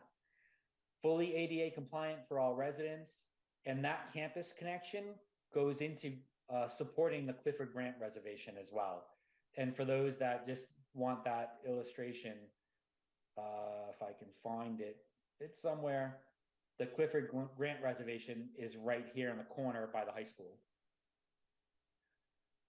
So I'll go into some of the designs for the RO just to give you a flavor. So just again, for illustrative purposes, this is the current north playground, the south playground. Thing in common is a tremendous amount of asphalt. What you looked at from a concept diagram is outdoor classroom, seating plaza, activity play, supporting traffic flow with the bus pickup, being cognizant of how existing routes. And this arrow is part of that campus connection. So we're being thoughtful about how you weave and direct traffic so that people, whether it's students or people from the community, know how to flow through a community. When I get to the very pretty picture, you'll see that better illustrated. The south playground, again, green space play space. We have to support a bus pickup, just like at Blanche Ames. There will be a road that, when open, supports traffic flow, but then becomes closed during the day and seamlessly blends in with the environment. And this is what I'll call the pretty picture. This is the shot, but what you see here is an open lawn area. This is the north playground, just to be clear, to orient you. So the top building is the Easton Middle School. The bottom building, white area, is the RO. And what you are doing is you are essentially taking asphalt and creating outdoor classrooms right here with a shaded structure, raised garden beds, benches, an outdoor classroom with bench seating, play structures, another play structure, spinner play structure, cafe area with tables. This is a painted asphalt line. So again, we're creating traffic flow, asphalt, but it's painted so that people can use it and follow it through on that campus connection opportunity. We have a multi-basketball court, gaga ball pits, open lawn area, swing set, bike racks, and where you see this poured in place surfacing, that is a safety, entirely ADA compliant, rubberized play area consistent with the Blanche Ames School product that's there, that is utilized in areas where you see this light blue and this blue area, so on and so forth. So just a transformation, and if I could, I'll just draw up what I'll call the comparison shot so that you can see it hopefully easy on one slide. But it takes painted asphalt and a play structure or two and converts it into what I believe is truly an outdoor classroom that is consistent with the product that students from Blanche Ames will be experiencing. This is very similar in nature, but elevated for the appropriate age, so that the continuity of outdoor learning and play and experience it's just an entirely different level.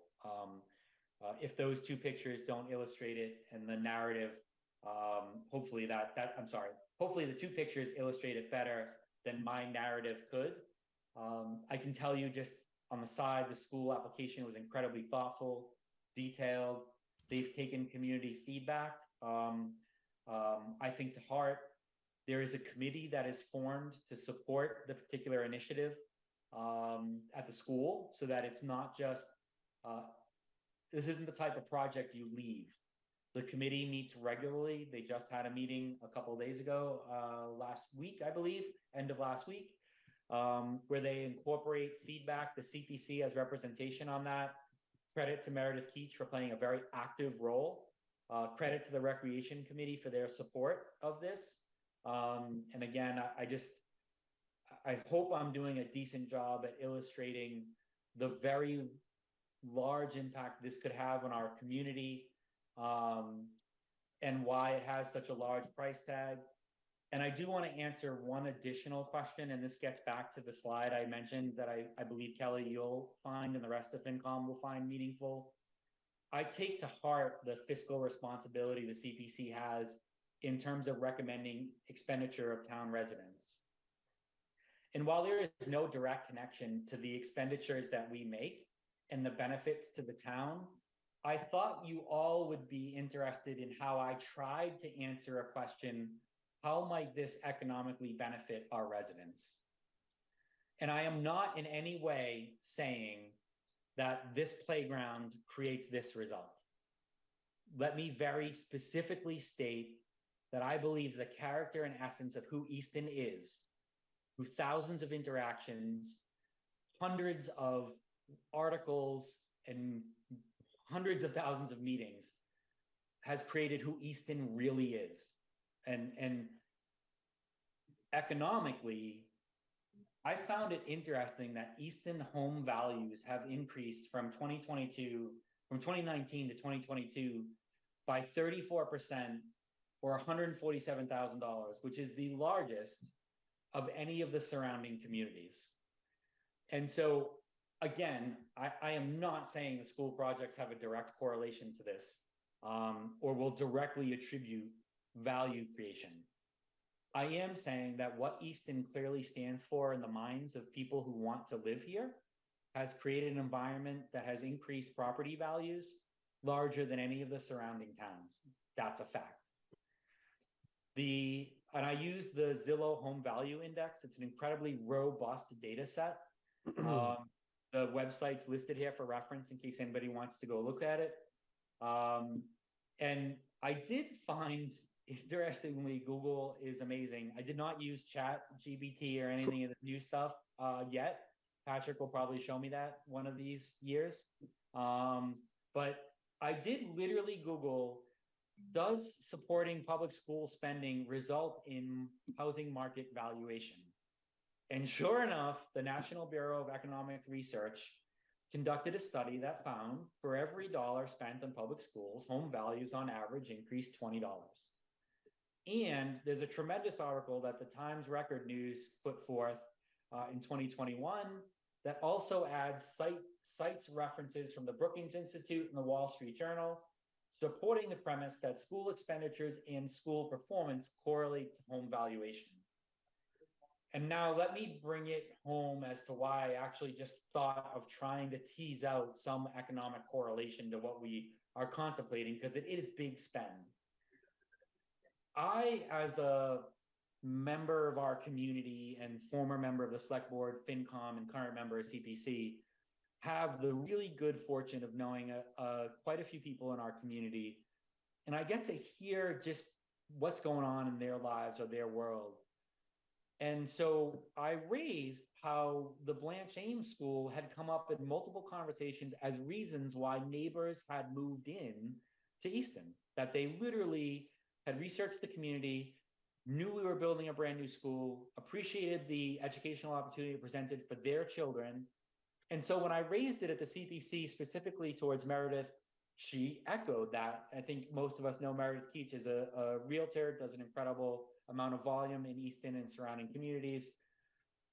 And so she also, and I would say this is anecdotal at best, right? For me, professional opinion from her, that yes, that the Blanche Ames School has created an engagement and activity and is absolutely a selling point for those families that have children of that age in our community. That's what brought me to this. And so again, I make no direct correlation to the fact that we're about to discuss a warrant article for school playgrounds, but I can tell you that I believe there is a huge drop-off of experience when you go to the Blanche Ames Project school diagram, and then your children will go up to this. So I believe that while there won't be a direct association, that supporting the schools, supporting the CPC, the community preservation and all it stands for, affordable housing, open space, green space, recreation, and historic nature of Easton, that those things help drive why we experience, I believe, economic outperformance. I'm not, you guys know, I'm not an economist. I'm not licensed in any way, shape, or form, but I've been doing financial planning for 25 years and making direct correlation for C-level people between capital investment and return on investment expectations. And I know enough that, quite frankly, we don't often have direct line correlation between a dollar spent and a dollar X returned. But I just thought this was a valuable financial concept that you all might appreciate. I just talked for a wicked long time, so I apologize, but hopefully I did a decent job at laying a foundation for some meaningful discussion, given the cost of this particular initiative. And I gave you some context for how it came about at this particular price point. Thanks, Tom. Go for it. Great presentation. And I love the connection that you made between the elementary and moving up. And I believe personally, you're actually correct that there's a huge drop off leaving the new school and going up to the next school, especially when you look at the playgrounds. My question is, how can we as the town members support this project financially? Is there a friends of this project that is helping to do some fundraising to help offset some of the costs, or to have some type of working capital available for emergency types of things or ongoing types of, have you looked at grants? Great question, Shreen. Thank you so much for that. I was remiss in not pointing it out earlier. Great point is that the total project cost is $4.4 million. So there is a $900,000 go-get, I guess I'd call it. The applicant has already received an approval for ESSER funds in the amount of $200,000. Okay. The ROPTA, so literally those students, the families have committed to $35,000. Okay, there's a state earmark that's been committed to of $50,000. So that's all money in hand totaling $285,000. Okay, The good. schools have gone to the capital committee for an ask. It is fair and appropriate. This could be a town-supported capital project. I think you all know the capital budget. I hope I was very clear where the priorities, and in my humble opinion, appropriately so, lie. And that's the funding of, in this particular point, items like mechanicals, HVAC, and security type topics. I will tell you, I learned something, Shreen. Sorry. So yes, there is a direct donation fundraiser of a $25,000 goal as well. So to your point, I don't know if that will manifest itself into buying bricks, so on and so forth, or whatever, somewhere in between. And the other thing I learned is that the schools, appropriately so, cannot go and directly solicit private individuals for donations. Correct. I have and will continue to personally reach out to contacts in town who I think might be appropriate fits for opportunity to privately fund basketball courts or tennis courts or this particular project. And so if you donate funds in general for naming rights, those funds can be repurposed. So I say we loosely, I will speak for myself, but others, and I encourage all of you, if you have resources in the town or connections that there may be a very valuable complementary nature of partnership opportunity between basketball courts and a basketball related entity, or tennis courts and a tennis court related entity, that outreach is happening. I'm personally doing it. And to the extent that you might have connections, I'm happy if you'd like to contact me separately and privately to have that discussion. That's how much I personally believe in the importance of this opportunity at closing out this campus. We have spoken with the schools, just so that you know. There is no further expectation for a meaningful CPC ask in the foreseeable future, and certainly not in their 5-year plan. And so this is that factored also into us saying maybe it's appropriate, because we know there might be other larger asks in future years for whether it's historical preservation or affordable housing. This might be the year we can do this, because we didn't have other big projects manifest themselves. So Okay. Shreen, thank you. Probably used a lot of words to answer a simple question, but I think it illustrates the level of commitment from the applicant and the level of commitment from the community. Thank you. I appreciate the explanation. Tom, is the earmark from last year? Because the earmarks haven't been done yet for this year, or haven't been approved yet for this year. I believe it is. Yep.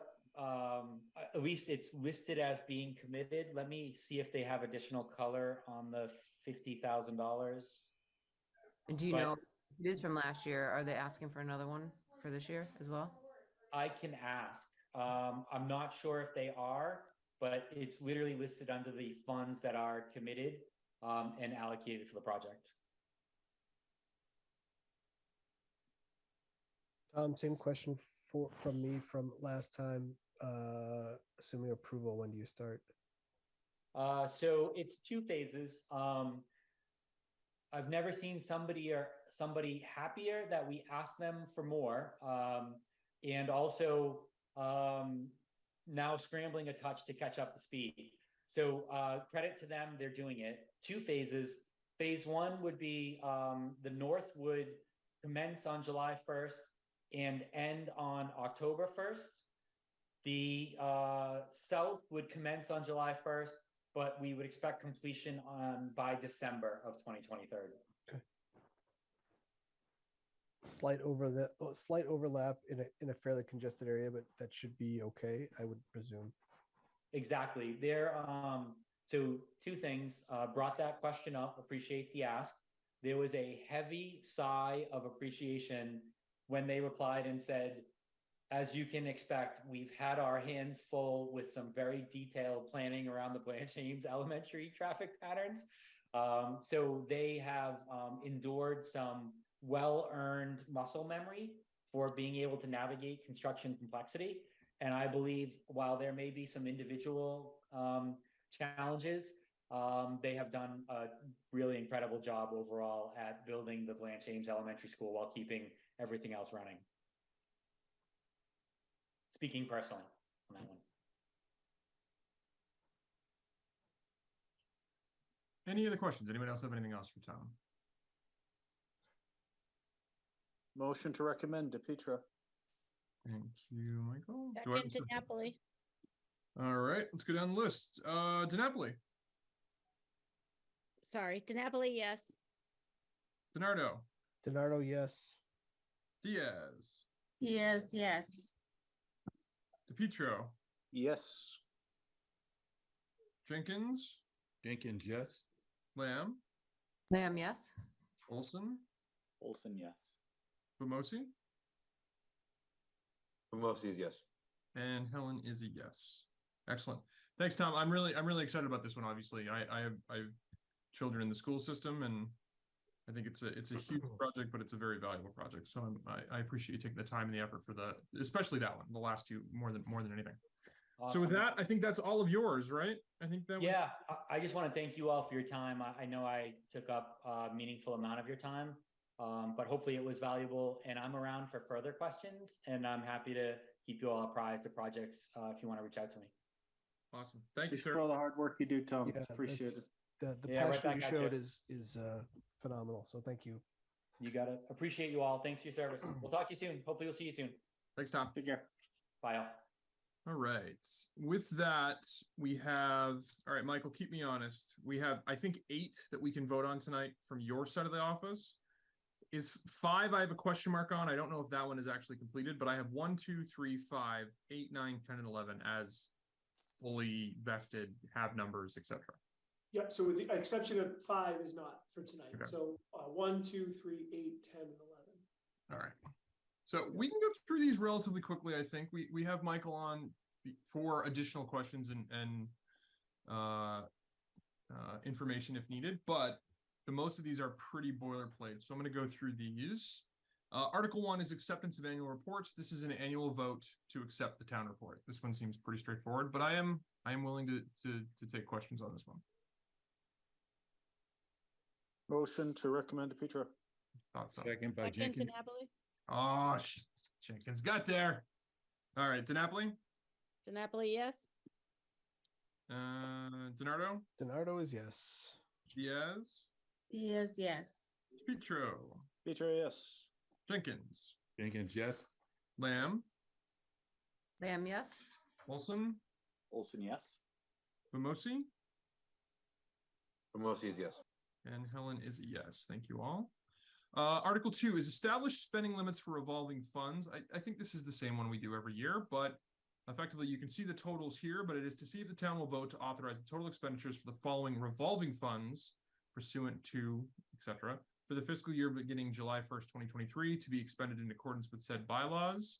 This is the annual spending limits for all the revolving funds established pursuant to Massachusetts General Law, Chapter 44, Sectors 53E and a half. Actual expenditures cannot exceed the balance in this fund, even if the expenditures are less than the established limits. Any questions on this one? I guess my only questions were, is there any changes from last year? And I apologize for not having the number. I had the same question. I wasn't sure if there was any changes or if there was any additional add-ons, but No, so this year there are no changes. So the funds are all the same and the expenditure amounts are all the same. okay. Thank you. Thank you. Any other questions on this one? Motion to recommend DePietro. Second, to Jenkins. Napoli. That was a tie. I don't even, we're gonna let Stacy pick who actually got that one through. That was brutal, beautiful. DiNapoli, DiNapoli, yes. DiNardo, DiNardo, yes. Diaz, Yes, yes. Petro, DePietro, yes. Jenkins, Jenkins, yes. Lamb, Lamb, yes. Olson, Olson, yes. Bamosi, Pomosi, yes. and Helen is a yes. On to Article 3, elected officials compensation. This is an annual article required by statute to set the salary levels for all compensated elected officials. Those of you who are looking at this can see the existing compensation levels. Again, I just want to bring this up, Michael. I bring it up every year. I still don't see Finance Committee on here. It must be an oversight. We'll take that offline. Any questions on this while we have Yes. this one? Go for it. I do have a question. So this grouping right here, the salary or the compensation has been the same year in, year out. what is the procedure to have an increase? That was kind of my question too. Is this stated by statute, or it seems like it's Mass General Law that sets these? Is that correct? So I believe Mass General Law sets the ability for each town to set these. And so this warrant article essentially sets these amounts. So you are right, they have not been changed in a while. But if they were to be, it would be through this article in the change in that dollar amount. And then what would that process be? So for the select, it's usually submitted by the select board. So it'd be, I suppose it would generally stem from them, but to change those amounts. And then their recommendation and your recommendation would be those revised amounts. Okay, thank you. And I know the budget is, we're still balancing the budget right now. And I probably shouldn't be asking this question, but just looking at past notes, these amounts have been the same over the years. And definitely coming through the pandemic, we know that everyone worked really hard. Not saying that they should this group should be compensated just for the pandemic, but it seems to be relatively low. And year after year, we just vote to recommend without really having a discussion. I mean, if the answer is no, that's fine. Just wanted to know what the process was, and yeah, just wanted to know what. One thing I would suggest, which maybe depends on how much walking you want to do at town meeting, but this might be a great thing to bring up at town meeting to get additional weigh in on it, because I think you're right. I mean, other than the glaring error of not paying finance committee, the most hardworking committee in the town, I think that you're spot on that, like, the amount of work, the amount of additional time and effort that everyone dedicated as they worked through the last several years. And just in general, like the number of very large projects we've had going on in town over the last few years, I think it's a very valuable thing to bring up at town meeting, and at least crack that opening for them to further address it in a deeper way. I think exemplary work, all around. Again, not just by this group here, definitely the finance committee and the other committees as well. But these are the four groups that are on here. That I wanted to highlight. So what would that process be at town meeting? Well, I think you would just raise it as a point of discussion. It's not something that we would be able to change at town meeting. I don't think, I mean, I guess you could. Part of the discussion could try to allocate. That might be a can of worms that we do not want to open, because there's no guarantee that any additional allocation would have to go to pay for this, as we've seen in previous years. But it would be something that you could at least bring up and have as a talking point with the wider set of the town, and then it could, the way I'm thinking of it, give a decent opportunity for people to be made aware of, to hear comments from the town, and then it not look like a self-serving process for the select board to say, who needs a raise? Good old us, right? I think that opens a much better line of dialogue for it. Okay, thank you. Administrator Blanchard, just correct me if I'm wrong. I think you would have to present the amendment to the warrant in writing to the moderator at the meeting. Which would then have to be voted on with the amendment if they accepted the amendment at town meeting. So you'd have to present the amendment, the town would vote on whether or not to accept the amendment, and then they would vote on the amendment. Where an easier process might be to look at the fiscal impact of it, make a choice, and then file a separate warrant next year with a different dollar amount. Yep, that's a good point as well. All right, thank you. Especially with budgets, also not only do you have to file the amendment, but also where's the money coming from? So you'd have to reduce another budget by that amount as well. So it does get a little complicated on the floor, but certainly I think it's something that could go to the select board. And often with employees, we do salary surveys.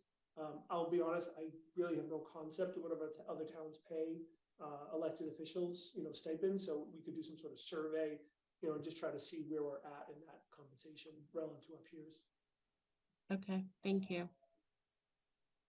Any other questions on, I forgot what article we're on, Article 3. Motion to recommend DePietro. Second, Jenkins. Wow, it's getting there. DiNapoli, DiNapoli, yes. DiNardo, Nardos, yes. Diaz, Diaz, yes. Petro, Yes. Jenkins, Jenkins, yes. Lamb, Lamb, yes. Olson, Olson, yes.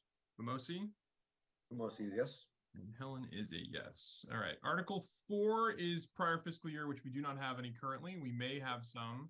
This might be one of the ones that we take up if we do a pre-town meeting. So we will jump into that when that does come up. 5, we do not have the sum of money to appropriate yet, so we'll skip that. 6, again, same thing. Those are not finalized as the budget's still in flux. Same with 7. Just for the committee's benefit, so for 6 and 7, we anticipate a balanced budget will be presented to the select board April 24th, and as well as a capital budget. So after that date, it should be available for you to recommend if you have a planned meeting or you do a one-off meeting. I'm gonna check because I remember I asked Elizabeth about printing deadlines, so I will check in with her to see when that final deadline is. Unless you know offhand. I don't offhand. Okay, I'll check in with her tomorrow on that, and then if we can get one last meeting and do the last few recommendations. If not, we will try to do the pre-town meeting, which will be post printing, but obviously I can speak to it and get angry questions about it in the room. All right, on to Article 8 then. So this is a reevaluation article to see if the town will vote to raise and appropriate by transfer from available funds the sum of $70,000 to pay for the expenses related to the fiscal year 2025 state certified reevaluation, including annual interim updates, cyclical inspections, or any other expenses related to the reevaluation of properties may be determined by the Board of Assessors to take any other action relative thereto. The explanation: this has to be done during fiscal year 2024 for fiscal year 2025 state certification. The town has to show how the Department of Revenue that has a plan to update residential, commercial, industrial, and personal property and has also appropriated sufficient money to accomplish the plan. The only question I have to start with is this just a general fund transfer, or is this something that's already been earmarked? I know that we obviously plan ahead for a lot of these things, and this has been coming down the pipe for a while, so I wasn't sure if this is something that's been set aside. No, so but this article will allocate money. We'll set this aside. Okay. Correct. Yep. All righty. Anyone else have any other questions on Article 8? Motion to recommend DePietro. One Second, second, please. DiNapoli. 1 second, please. All right. Sorry, I was kind of slow to get into the unmute. So just for my clarification, can you restate? We are making funds available in the amount of $70,000 to do what? So in 2025, we have to reevaluate the property in property values in Easton. So in order to do that for 2025, we have to appropriate the funds to do that, and then show the Department of Revenue that we have those funds appropriated for that upcoming process of reevaluating personal, industrial, etc. property. Okay, thank you. Actually, Mike? Motion to recommend DePietro. Second, DiNapoli. All right. DiNapoli, DiNapoli, yes. DiNardo, Nardo is yes. Diaz, Yes, yes. Petro, Yes. Jenkins, Jenkins, yes. Lamb, Lamb, yes. Olson, Olson, yes. Mosi, Mostly yes. and Helen is a yes. All right, on to 9. Article 9, I'll do the explanation. The town of Easton is exploring the feasibility of solar panels on the roof of the new Blanche A. Ames Elementary School to reduce utility costs and carbon footprint. If the feasibility process completes in time for town meeting, this article will be updated with the term and electrical generation information in advance of finalization. Has this been completed? No, so sorry, I didn't mean to interrupt you. I thought you were, yeah, so that has not been completed. They're still trying to finalize that. So again, we don't have a time frame, so that may be, pre-town meeting. Okay, so this one we'll come back to then. So on to 10. 10 is rescind borrowing authorization to see if the town will vote to rescind $30,000 of the borrowing authorized under Article 15 of the May 2019 annual town meeting. Said funding originally appropriated for synthetic turf and track replacement of Scottish Stadium, but no longer needed as the project is complete or take any other action relative thereto. Explanation, this housekeeping article will remove the remaining balance of $30,000 left over from the original 185,000 authorization, which was not borrowed and would otherwise remain on the books indefinitely. Does this go back to the general fund upon successful vote? So it would eventually become free cash. Free cash, okay. Yeah, and then we Thank you, could sir. allocate it the next year. Any other questions on number 10? Who's doing the maintenance work on the field now, and how's that money come about? Is that a part of the school budget to do the maintenance on that field? Yeah, I would assume. Yeah.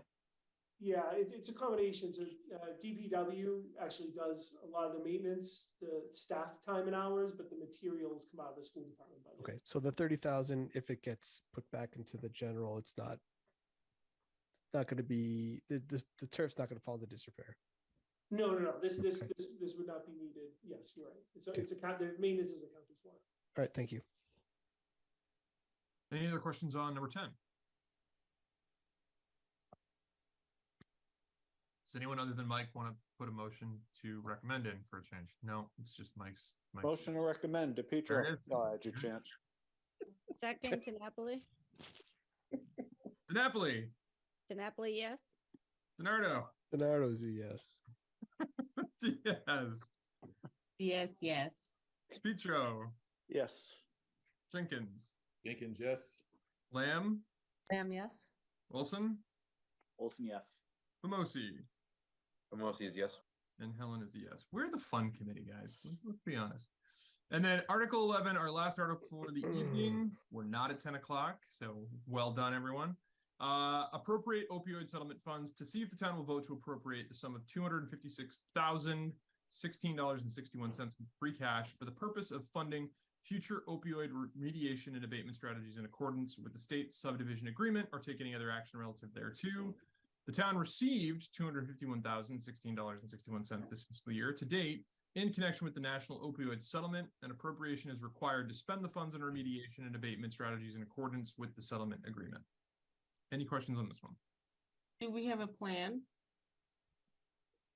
Great question. So we are in the process. So just to give a little background, so the select board joined this mass tort litigation in 2018. Very pleased to report that we have received settlements in total of $2.1 million for Easton that will be received over the next 17 years. The amount varies each year, but in total, that's where we're at to date. Nice. This article is simply an accounting function because we need to appropriate the money so that it doesn't fall to free cash, because then we would not be in compliance with the settlement. So it's going to set this money aside. Then what we're going to do is go through a state guideline process to identify how best to use this money. So, first step would be kind of look at what we're already doing, what programs are successful, both in the town and the school side. No surprise to anyone in this committee, obviously we have our revenue challenges. So we want to make sure those programs can continue. And then there'll be a process to solicit and incorporate public input, especially those directly affected by the opioid epidemic. Look at service disparities to increase treatment access and equity in treatment, and then have a plan for the money that remains over those 17 years. Thank you. Any other questions on number 11? Motion I to actually accept have one number who's 11. struggling to unmute. So He beat you. He got there. Jenkins got it. Sorry, Mike. Yes, second.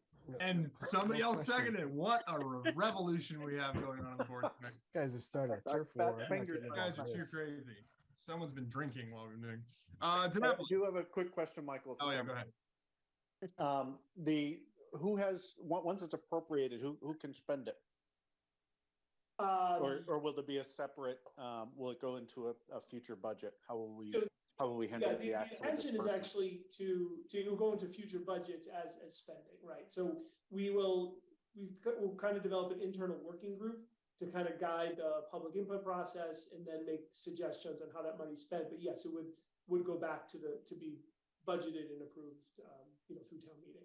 And this will be a yearly article because the money is received over 17 years. We will get that money each year, and so this will start to become a reoccurring annual item. Is it this much each year? No, this is a little bit more because some of the money was front loaded in some of the settlements. So it does vary year to year, but this is more than most years, yes. Okay. All right, we were in the middle of voting when Mike, chagrined at not being able to make a motion, burst in. So does anyone else have any other questions before we have Jenkins make a motion and Diaz second it again? Nothing. Robert. Make the motion. Second. There we go. DiNapoli. DiNapoli, yes. DiNardo. DiNardo is yes. Diaz. Diaz, yes. DePietro. Petros, yes. Jenkins. Jenkins, yes. Lamb. Lamb, yes. Olson. Olson, yes. Famosi. Famosi is yes. And I am a yes. Awesome. Mr. Blanchard, thank you for sticking with us for this long. You are free to go. I think that's everything that we have for you. The only other things we have are a couple quick administrative things, and we'll be done until the next meeting when we go through the rest of them. Perfect. Well, thanks for having me. I'm impressed with the speed you guys moved tonight. You got through a lot of stuff. Nailed it. Right? Again, Thank fun you. committee. Patrick right. sent us all Red Bulls before this. Fun committee doesn't get paid. Just throwing it out there. We're all hopped up You're on energy entertainment drinks. and a committee. It's ridiculous. Hopped Have a up. good night. Good night, Michael. Have a good All right. evening. With that, the only other thing we have, it's getting late, so there's no one on from an attendee standpoint that's not either ECAT or taking minutes. So public comments, I think we're fine.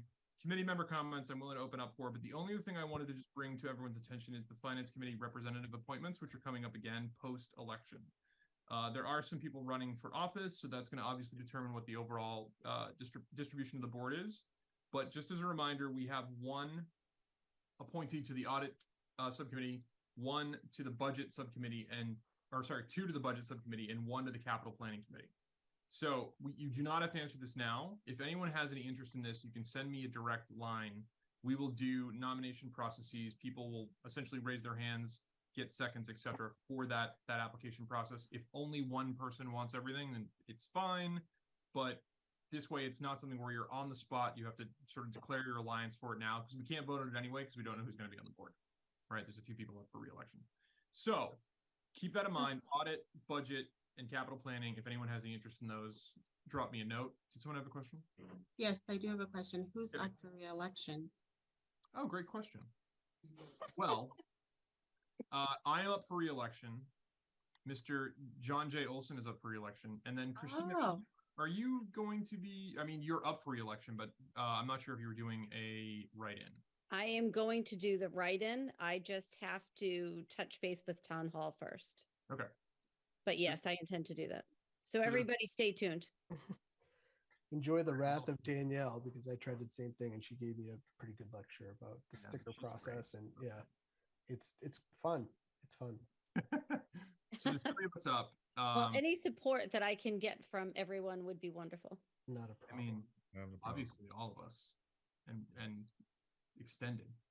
I think we're all running unopposed. Essentially, I think everyone watches this committee and is like, under no circumstances am I going to be dealing with those limits on a regular basis. So I get it.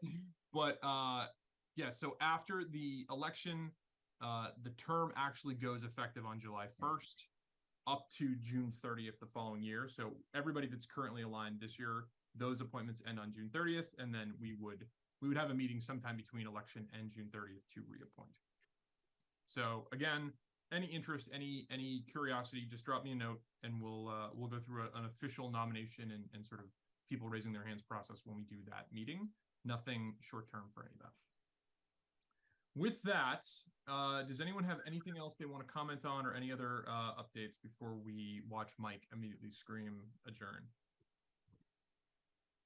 Motion to adjourn, DePietro. There we go. I'm gonna Second give to it a second. Napoli. Oh, well, okay. No, we're just going to go. To Napoli. To Napoli, yes. DiNardo. DiNardo's yes. Diaz. Diaz, yes. Petro. Petro, yes. Jenkins. Jenkins, yes. Lamb. Lamb, yes. Olson. Olson, yes. Famosi. Famosi is yes. And Helen is a yes. Thank you all so much. I will be in touch with the last couple articles if we can get this before a printer date. If not, Not going to worry about it too much. We just got through a heck of a lot in one evening. All of you have a great night. Thanks so much. for Night, being here. everyone. Have a good night. And we're meeting the last week of April, correct?